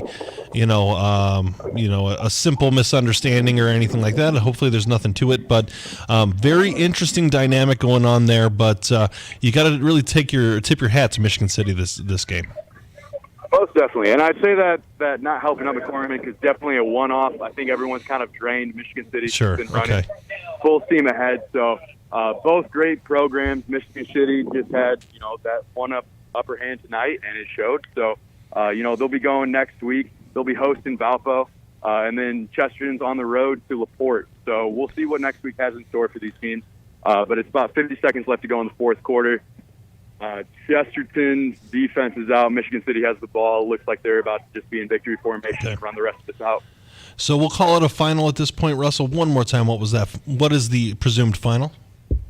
20-0 Michigan City over Chesterton. All right, thank you very much, Russell. We appreciate it. We're going to talk to you next week. Thank you for all your help this week. Take care, gentlemen. Have a good night. Thank you much. That was Russell Broadhacker covering Michigan City's victory over Chesterton. We're going to go to our beef of the week. Here we got Steve Schmidt with an update from Andrean at Kankakee Valley. Steve, what's going on? Hey, guys, we have 4 minutes to go in the fourth quarter. Andrean puts the proverbial nail in the coffin. A 79-yard touchdown pass from Ellis downfield to James Finley. 28-0 with 4 minutes to go. So, Steve, is it just more of the same this game? Andrean just kind of in a different athletic class than KV so far this game? Yeah, it's been just like that, just the way you explained it tonight. KV starting to open up a little more running room for Castro here late in this fourth quarter, so maybe that's something for them to build on going into next week. But it's just Andrean pure athleticism has really shined tonight. Yeah, it's kind of a tough situation. You have a motivated team that's athletic and well coached, coming into your home team or to your home field. And, you're a team that's, playing really well this year, but sometimes you run into a buzzsaw, and that could be what happened with KV this game. Yeah, definitely. If you want to get to the level of a program like this, you have to play them. You have to take them on head-to-head, and that's the best way to get better and try to get to that level. So which wasn't KV's night. It's Andrean's night. We got to move on to next week. Yeah, it looks like Andrean really had dominated this particular game, and you're right. KV has to bounce back. They were 2-0, one loss. That's nothing, but it just looked like Andrean was more focused on the field. Yeah, I would agree with you 100% there, Wayne. Definitely. All right, Steve, one more time. What is that scoring time update, please? We got 3 minutes to go here in the fourth quarter, 28-0 Andrean, and after the game, I'll get Coach Skinner on the phone for you guys. All right, we appreciate it, Steve. Looking forward to it. All right, that is Steve Schmidt with an update from our Andrean at KV, the beef of the week. So, Wayne, we've got two of our marquee games here today. Our game of the week went to a running clock. Our beef of the week is kind of a runaway for Andrean. These were the high-profile games of the week, and, a little surprising that they were so lopsided. Yeah, it was surprising that one team dominated like this, and maybe we shouldn't be surprised with Crown Point. I mean, they were downstate last year, and Coach Mazia is building a program. I don't know if I've ever seen Crown Point this dominant. I haven't either, and I've been either playing or watching, high school football in Northwest Indiana for the last 3.5, almost 4 decades here. And Crown Point is a real powerhouse right now. They are clicking on all cylinders. Now for Andrean right now, it's good to see them bounce back. They had a rough start playing some really tough teams here, and it's really great to see them get their feet underneath them and get that first victory of the year. Yeah, and it was their defense I was impressed that, KV had put some numbers on the board the last 2 weeks, and yet Andrean was able to totally shut them out. And that says a lot about Andrean's defense. Absolutely here. Andrew, do we have, we have Dr. Reed Amons on line 1 with an update from our game of the week at Crown Point at Maryville. Dr. Reed, where are we at? Yeah, our game has now gone final. Crown Point victorious tonight over Maryville, 46-13, running clock there in the fourth quarter, but our game has now gone final. So, Dr. Reed, what is the story of this game? I think overall it is that Crown Point is a very balanced, well-coached team that has a lot of diversity to it in the fact that they can win in multiple ways. They can certainly run the ball. We know that Ellison's very good. They have a strong quarterback. They have a very big and strong offensive and defensive lines. Their defense played very well tonight. So, yeah, very balanced attack. There were really no glaring holes that I saw tonight. They did not kill themselves with turnovers or penalties, which is when they're playing somebody that they probably are favored over, that's going to allow the underdog to stay in a game, as if you're going to do those things. But if you come out and execute like Coach Bazia preaches to his team, there's going to be a very rough sledding for their opponents here in conference play, I think, and in Northwest Indiana. And they are looking to keep things rolling after a successful season last year, just a year ago, and they're looking to continue to build on that and play well each and every week. So, Dr. Reed, where does Maryville go from here? So they will be at Portage next week. I think tonight, early on, they got their running game going, but did struggle to throw the ball and move the ball through the air. They did have the 30-yard touchdown pass to John Peters. That was a really nice play on a 3rd and 10. And able to convert there. But, absent of that, they, in the pregame, we talked about being able to get those big plays, and they were unable to get the big play tonight. Crown Point certainly dominated on the big play scoreboard as well as the overall scoreboard, but Maryville was unable to get on track offensively. Really, after that first drive looked really good for them. They were able to run the ball a couple times, you get big chunks of yardage, and then of course the pass reception for a touchdown. So they'll regroup.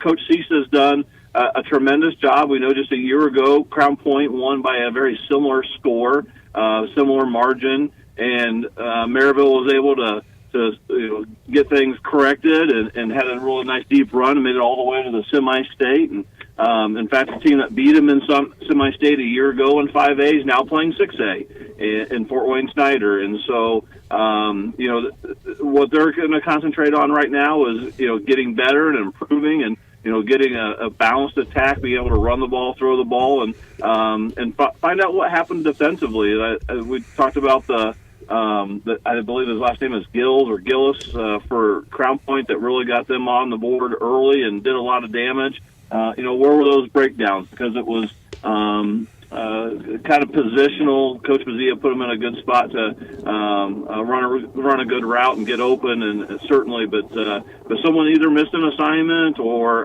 maybe the communication wasn't there. So they'll regroup. Coach Cease does a great job. The coordinators, offensive, defensive coordinators, will get this team right back where they need to be and try to get things back on track next week over at Portage.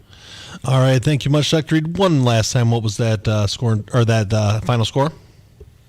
Yeah, 46-13, Crown Point over Maryville tonight in the DAC opener for both teams. All right, thank you much, Dr. Reed. Excellent job this week. We're looking forward to talking to you next week.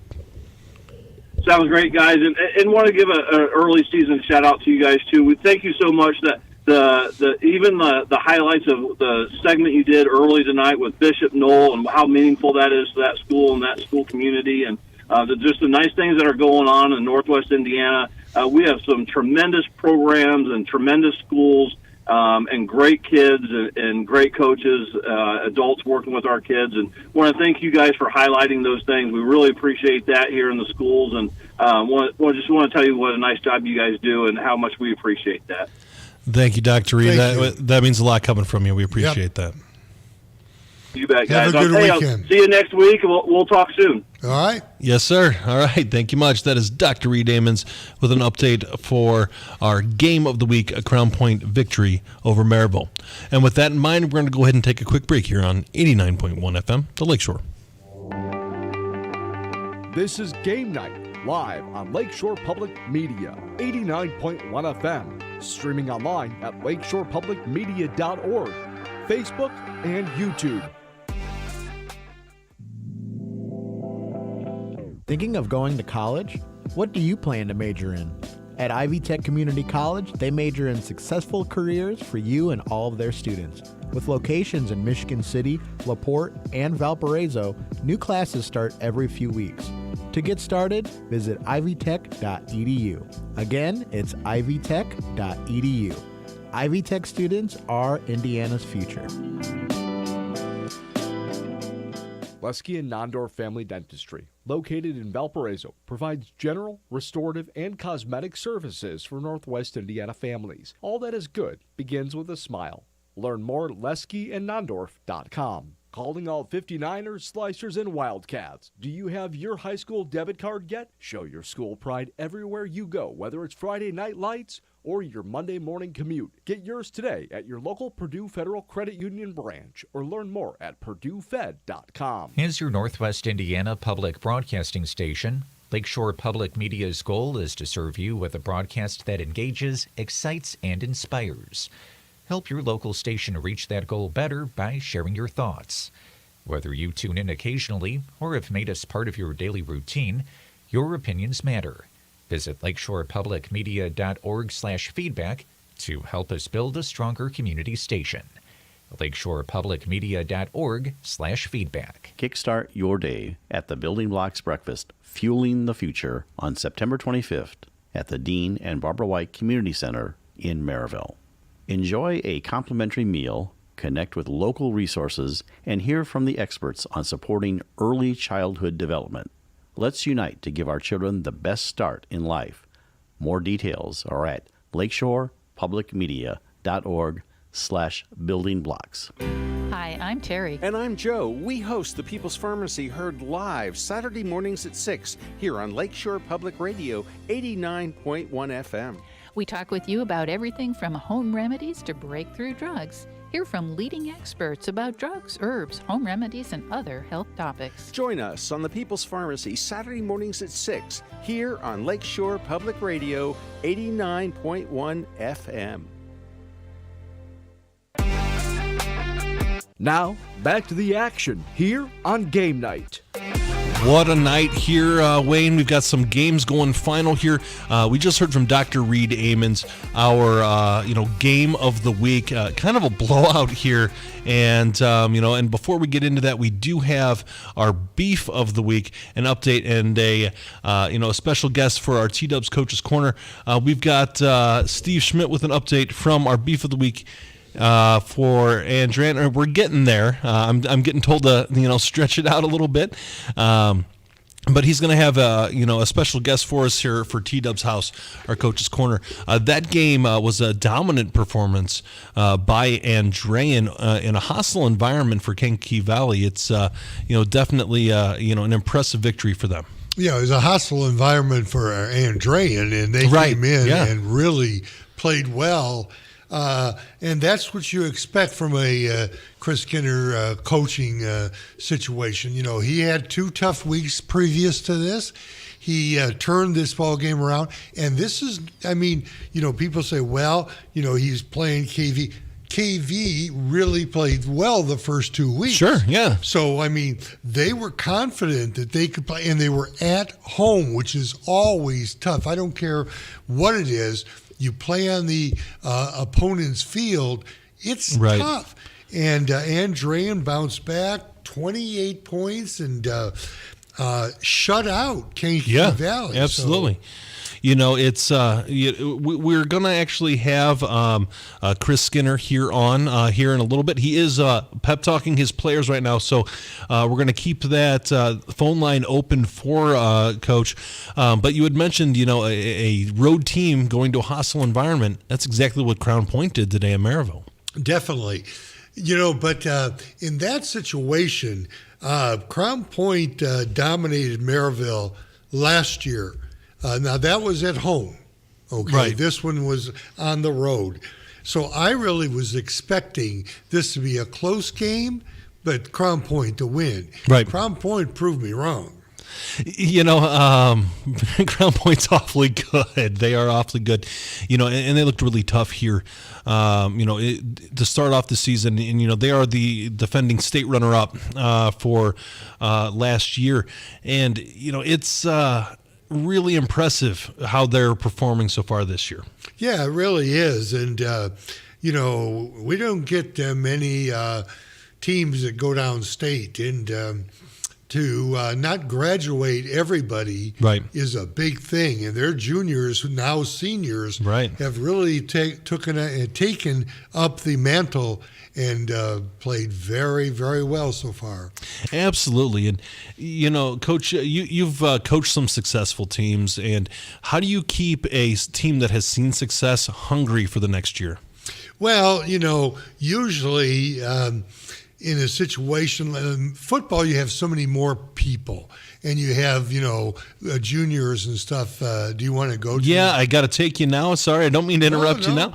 We've got Steve Schmidt with an update from our Beef of the Week, Andrian at Kankakee Valley. Steve, what's going on? Hey, how we doing? How we doing? Is this Steve?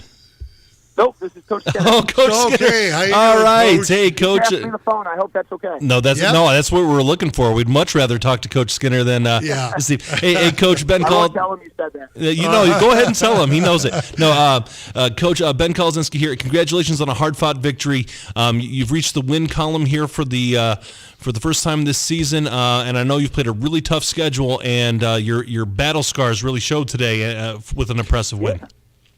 Yeah, I mean, it was another physical one. I mean, that's obviously what Coach Kennedy is, you know, that's what he's instilled in this program. And, you know, it's not a surprise as to what you're going to get, right? And it's physicality. And we came off of the Maryville game. It was physical and Valpo and same thing. So, you know, we got a little taste of what that's going to be like. And, I thought our boys played well on both sides of the ball. And, you know, got to tip your cap to Castro, their running back. He's a warrior out there. But I thought we, for the most part, did a pretty good job trying to bottle him up. Coach, I was not surprised at the scoring that your team has done because you've always had a nice offensive team. I was really impressed that first you went on the road and second you shut out Kankakee Valley, who the previous 2 weeks scored pretty well and played pretty well. Yeah, well, they got 7 at the end, so I would have liked to have said we got a shutout. They put one on the board at the end there. Oh, they did. Okay. We didn't get that word. Yeah. But okay. 28-7. But, our defense played hard. And again, you know, Castro is a really, really good football player. Their quarterback, Diego, very experienced. And we knew what the challenge was. And it was assignment football, but at the end of the day, you got to just win in the trenches. You got to be physical. Again, there's nothing really like super fancy or tricky about what they just want to pound you into the ground, play after play after play. You know, I think against Maryville and Valpo, we kind of wore down a little bit in the fourth quarters and couldn't finish and close. But I thought, I thought we did pretty good sustaining the energy and the physicality tonight on defense. Coach, Steve definitely said throughout the game as he was covering it that Andrian looked fast, that they looked passionate, that they were hustling to the ball, that they were doing all the plays right. What is that a testament to for you and your program? Yeah, I mean, I hope you know, anybody who's watching says that about us all the time. You know, that's how you play football. That's how you should play. But you know, I will say that our senior group, you know, obviously we kind of had a disappointing season last year in terms of record and where we finished, and the seniors kind of wanted to do some things differently this year in terms of how they approach it. And you know, we're a pretty young team actually, so I got to give them credit for really kind of showing them the way and leading by example. And you know, tonight was a good example. And it wasn't just the seniors, but you know, a lot of our leaders are leading by example. They're the ones that are working the hardest. They're the ones that are playing physically. And then I think that just trickles down to everybody else. So, Coach, you played a tough season to this point, but now you're in conference play. Right now you are 1-0 in Northwest Crossroads. What does that mean for you in the rest of the season going forward? Oh, that's massively important. Whenever I do preseason shows or interviews, or people always ask, what are your goals? And we have 2 goals every year. It's to win a conference championship and to play as deep into the playoffs as possibly can.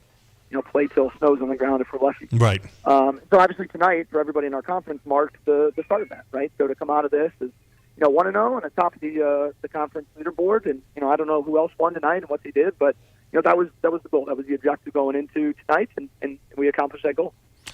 All right, Coach. Anything else you want to add before we let you go? No, I appreciate all the work you guys do and covering high school football. Thanks, Coach. We appreciate it. Coach. We'll let you go celebrate with your team. All right. Thank you very much. All right, thank you much. That was Andrean head coach Chris Skinner, one of the best in the business, a true gentleman in all aspects in Northwest Indiana, a good representative for Andrean, getting on the leaderboard here, getting on the winning side of a game here, and that was our coach for T-Dub's house, Tommy Williams, Coach's Corner, and we couldn't have a nicer guy to be our subject. Chris Skinner, an excellent man. So, to continue on this and dovetail into this game, Andrean looked really impressive, and Steve could not talk any kinder about how they were playing, and that's really a testament to how well they're coached. Yeah, and yes, they were quicker. Yes, that they were maybe a little bit more physical, but it was the discipline that they had throughout the game, and the idea that Andrean was really kind of dominated this game. I know KV, we missed it, but I know KV did score at the end. Yeah, but right. Still, it was kind of a domination by Andrean. It really was, and that has something to be said about how well they played, because Kankakee Valley is a really good program, and they're really well coached as well, and they're really coming on, right? So this was a confluence of issues here for Andrean to kind of be in a position where this would be tough, but they really showed their might this week, and that's really impressive. Yes. So congratulations to them, and I know KV is going to have a good week of practice, and they're in conference play. Anything can happen, so they're still right up there. All right, fair enough. Yeah, we've a lot can happen in conference. It's a long season, and we've got we may have a second coach here coming up. But before we get there, I know Andrew was kind of giving me a high sign. He wanted to talk a little bit about the Crown Point Maryville game, our game of the week. Andrew, what did you have? You had an interesting tidbit for that. Well, I really just wanted to say that when it comes to motivation for the team for this season, I would hope that Coach Pazia put on the bulletin board the final from the state championship game, 31-10. I hope that's all over the locker room, actually, so all the juniors that were there, have that extra motivation or had the motivation during the offseason to train, and then they can look at it every time they go in and say, we need to go back and win. Yeah, absolutely. That motivation is a part of this whole deal. Definitely an impressive victory for that program, and making sure that they're flexing their muscle here in Northwest Indiana. So I'm not entirely sure. I'm getting mixed messages here. Do we have the second coach or do we not? I'm not getting an answer here. So they are not final. They are not final. Okay, I just got a message that he is with the coach, so he's not with the coach. All right, fair enough. I appreciate that. It's definitely a fun night in Northwest Indiana. We had Griffith looked really tough this game, and I think we're going to have an opportunity to talk with Coach Mason here. That game is coming down to towards the end here. Griffith looked really tough against Hammond Central. Yeah, they really did. Hammond, put a couple points. They've got 14 points on the board there as of right now, and Griffith. Has a 28-14 lead. So I think there was about a minute and something left in this game. You got to give Griffith a lot of credit. Yeah. I mean, they had a decent season, maybe not what everybody hoped for last year. All of a sudden, you've got a new coach, and, he has a bunch of young kids coming in, and, it's just a testament to what Coach, Mason can do.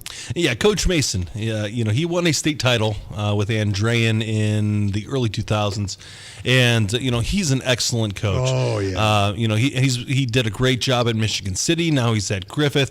He's been all over Northwest Indiana. Andrean, right? State coach. State coach there. He's been one of the premier coaches in the state for a long time, and to see what he's doing at Griffith 1 year after really struggling, he did struggle last year, but this year, they're off to a tremendous start. Yeah, he pointed out last year when we talked to him that he's young. He's got freshmen and sophomores. Yeah, and you've got to be able to get those kids some experience, which he did. Right, and now that experience is taken over on the field. Absolutely. We're the Griffith community has been kind of starved for a successful football program for the last few years, and he's come in there and he's invigorated that fan base. Yeah. We've done a handful of live look-ins for this game, and if you are watching our simulcast, we're actually speaking over the end of the game, the final drive for Hammond Central right now, but it's you could tell when Gary was calling in and listening to the live feeds that the crowd is loud. Yes. And if you've been at their stadium, it's kind of a different. It's a beautiful stadium. Their field is nice. Their stands are a little bit different. It's kind of got a dark feel to the place, and I don't mean dark as in like, it's not well lit, because it is. It's kind of an intimidating place, and they've done a really nice job there. And I can't be happier for the Griffith program right now and how they're performing to this point of the season. It's a tough situation to come in at Griffith, especially the success they've had with Coach Radke there, and then Coach Mason comes in. Doesn't have a lot of experience the first year he's there. His players don't have a lot of experience. And yet he is able to build that program, and it's the offenses and defensive lines that all good, successful teams have. Right, exactly. And he has done an excellent job. And right now he's, up, and he could go 3-0.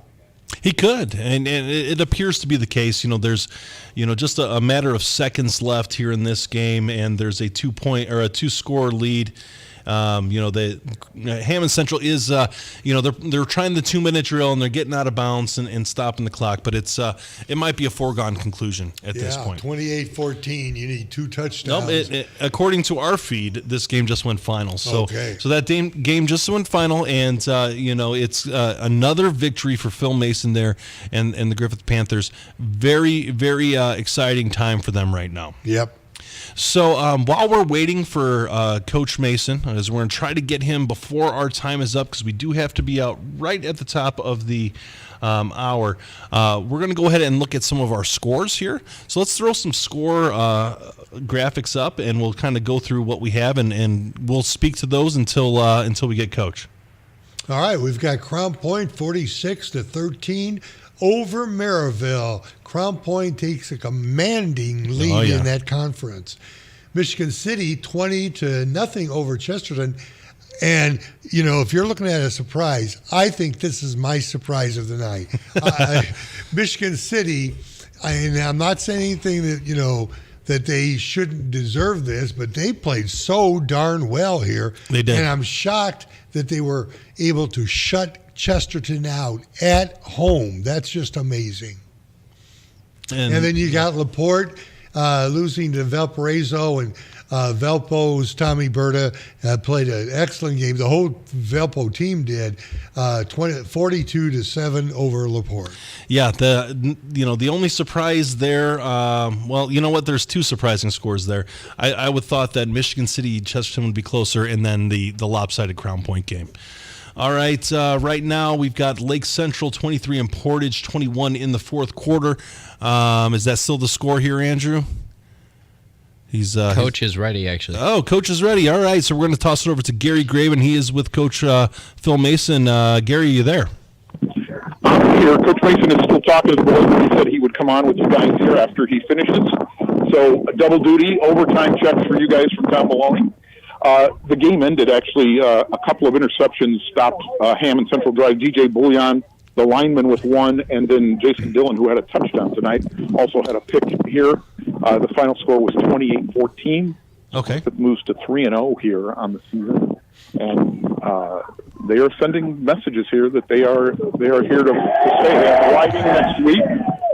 They have Whiting next week here, right. I believe. That's Coach Mason. Congratulations to Coach Mason. Coach Ben and Wayne. Hey, guys, how you doing? Hey, Coach. Hey, Coach, congratulations. What a great victory. 3-0 on the season. And you've got to be very, very happy with this team right now. Well, we're real happy. I mean, we faced a lot of adversity tonight, which is something I think we really needed. Hats off to Hammond Central. Who that get is guys playing tough. Those are a bunch of tough kids. So we're fortunate to get out of here with a win. Hey, Coach, you know, Ben Kolodzinski here. I wanted to say, A, congratulations, but B, last year you had told us that you had JV squads that might have been older than the squads that you were starting on varsity. You were that inexperienced. Now you're off to a tremendous start here. It just goes to show you all the experience that you folks have and all the hard work you put in the offseason. What does that mean to you as a program? It's fantastic. You know, the kids totally bought in. Our culture is what we want it to be. You know, our off season was tremendous. We had a great summer. We went to Manchester University for a camp, and our kids really competed there and got a lot better there. And our kids are understanding that the process is to get better and compete every day. So we're really happy with them. I mean, they're doing a great job, and I think tonight was a really good thing for them. They needed some adversity. They needed to learn how to fight. And we got to that, so that was great for us. Yeah, you know, Coach, it's always a tough transition from going from one program to another. The kids had to buy into what you were selling, and they certainly did that. They struggled a little bit last year, but they bought in, and you can see it on the field. I couldn't believe when I was looking at the first 2 weeks, you averaged something like 52 points you were putting on the board. I mean, that's just outstanding, and what is outstanding is that your offensive and defensive lines have played so well.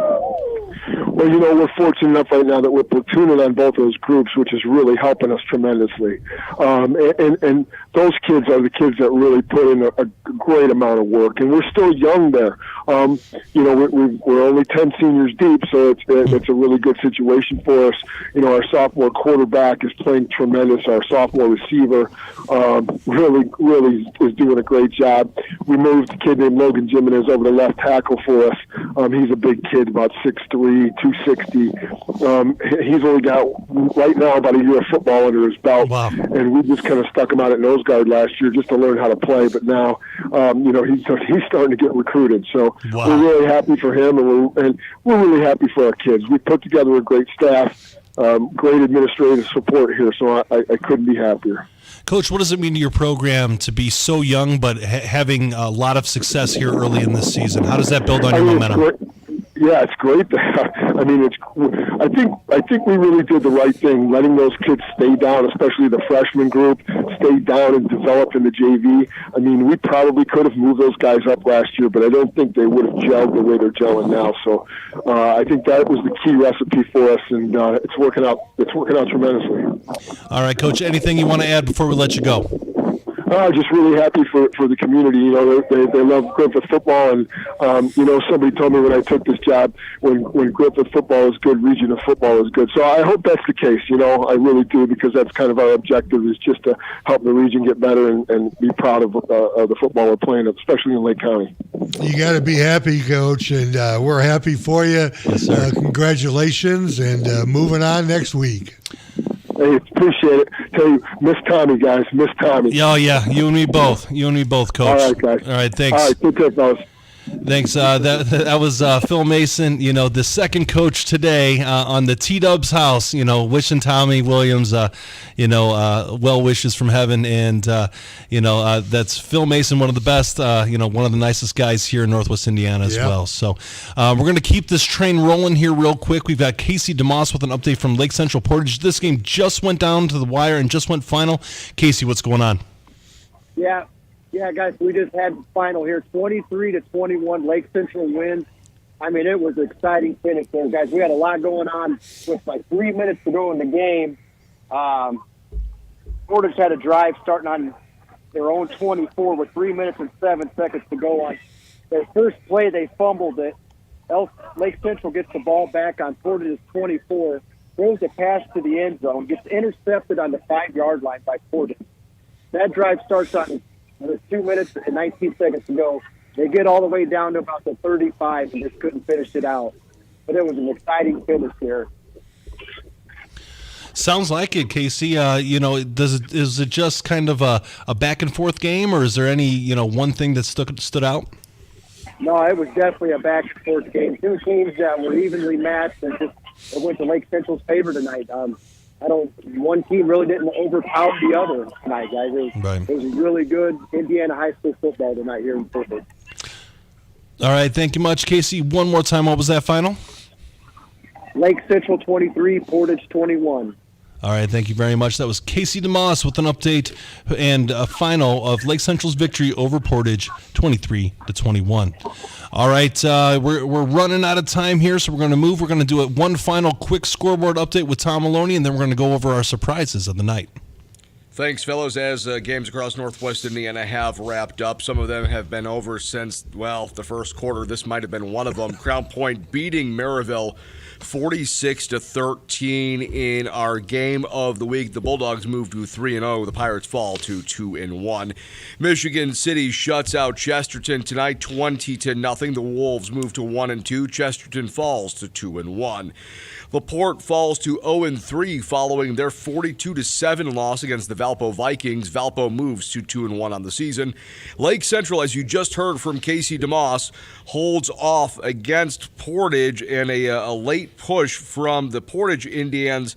Lake Central moves to 2-1 on the season. Portage falls to 1-2.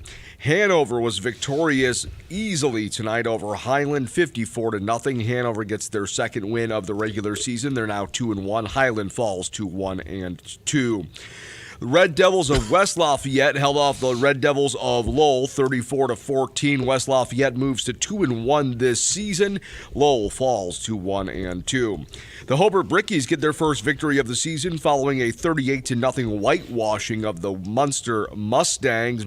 Munster falls to 0-3. And it was all North Judson, 61-0.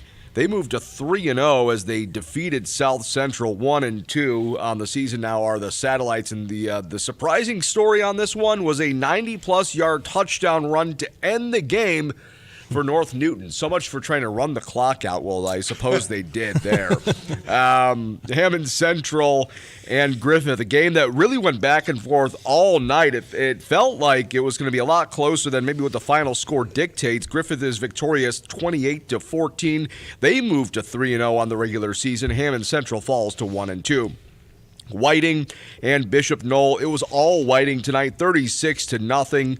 The Oilers moved to 2-1 on the season. Bishop Knoll Institute falls to 1-2 as they christened in their brand new field. Calumet defeats East Chicago 38-6. The Warriors move to 2-1 there. East Chicago falls to 0-3 on that one. The Andrean 59ers get their first win of the season in Kankakee Valley in the Beef of the Week matchup, 28-7. Andrean moves to 1-2 on the season. KV falls to 2-1. And my dearly beloved Boone Grove Wolves fall to 1-2 following a baseball score of 8-6 in the loss to Westside. The Gary Westside Cougars, a red-hot offense, couldn't really keep that going, though they moved to 3-0 on the season. We're still waiting on any sort of an update from Lake Station at North Newton. Wheeler is victorious tonight as they defeat River Forest 24-6. The defense stymies Ethan Silver. And the Ingots, it is all Wheeler 24-6. They move to 1-2 on the season. River Forest falls to 2-1. Pioneer shut out Winnemac 35-0. Pioneer moves to 2-1. Winnemac now falls to 1-1. And Tippecanoe Valley holds off a late push from the Morton Governors. Tippecanoe Valley moves to 3-0, and Morton falls to 0-3. And still no update from Tri-County at West Central. When? Bain? Wow, I'm tired. Wayne, Ben. Yo. When, Bain? It's the end of the night, fellas. We're all tired at this point. There's been a lot of action. So, Tom, thank you for that. It's been a surprising night, Wayne. Tom Maloney getting tongue-tied nonetheless. So it's been a surprising night. I was curious. We're going to go around the room. We only have about 2 or 3 minutes here to go over this. So, Wayne, what was your surprise? I talked about it at Michigan City, Chesterton, when the way that Michigan City kind of dominated. Yeah, I think that's that too. Chesterton was so hot to start the first part of the week. The first couple weeks. So it was definitely a bit of a shock. But you know what? Maybe Michigan City's that good. Yeah. We'll see. So Andrew, what was your surprise of the night? I gotta echo that sentiment as well, gentlemen. I mean, getting shut out as hot as they started. Yeah, Chesterton kind of is the puts up a question mark now. Not just a goose egg, but a question mark. All right, fair enough. I know that not to throw you under the bus, Andrew, but you did kind of hint at maybe Chesterton battling for the Duneland last week. Yeah. So maybe I jinxed him. A little short-lived on that prediction, but it is what it is. We'll see. But hey, you know what? There's a lot that can go on here. This is a long conference season, and one game does not make an entire season. How about Tom Maloney? Tom, what do you have? Beware the folly of the first 2 weeks. We saw a winless Michigan City Wolves team get a big victory tonight. We saw a winless Andrean 59er team get a big victory tonight. A couple of 0-2 teams, or some teams that had some question marks, like the Hobart Brickies shutting out Munster. Those 0-2 records aren't necessarily an indication of how good or bad a team really is. And I think Week 3 showcased that we see a lot of teams getting their first win of the season, despite the fact that it looked like record-wise they struggled in those first 2 weeks. But remember, a team like Michigan City, 2 losses against top 10 ranked 5A schools. Andreans 2 losses against very, very good schools early on. So really kind of hard to judge a team by its record in those first few weeks. No, you're absolutely right. You're playing out of conference. You're playing oftentimes out of your weight class, right? You're kind of going, hey, we're playing a 5A school when we're a 3A school or whatever it is, just because it's a geographic rival or something like that. So exactly, now that we're in conference, we can kind of get that feel. We can feel that pulse of, hey, what teams are playing what? Where do they stack up in the world? For me, my surprise of the night isn't an outcome, but rather how lopsided it was. I had mentioned it already. The number 2 team in 6A played the number 1 team in 5A and running clocked them in the second half. That is a very, very impressive victory by Bazia, and the Crown Point Bulldogs. Maryville is an incredible football team. Let's make sure that is very clear. Maryville is an incredible football team, and they just got the wood laid on them from Crown Point, who is really, they are on another level right now. They very well, and both of these teams, because they're in different classes, very well could be, in the dome here, and sitting at a catering, going, hey, remember when we played each other in Week 3? Well, you know what? We're both going to leave here with blue state championship rings. That could be, that kind of conversation. So that was my surprise of the night. So Wayne, we've got, just about a minute to go. Is there anything you want to add before we let you go? No, but it's been a fun night. Sure has. Week 3, surprise to surprise, Yep. So, nope. All right, fair enough. It's great. All right, so as we go along for this night, I'm going to say a couple of thank yous. I want to say thank you to Dr. Reed Amons, Casey DeMoss, Russell Broadhacker, Steve Schmidt, Al Rodriguez, Jason Hill, Gary Graben, Andrew Johnson, Kyle Svetich, Wayne Svetanoff, and of course our coaches, Tom Maloney as well. Of course, our coaches for T-Dub's Corner. We've got Chris Skinner from Andrean and Phil Mason from Griffith. This has been a really action-packed filled night. My name is Ben Kolodzinski. I want to say thank you, everybody, for all your help today. And Gary, Indiana, you know I love you.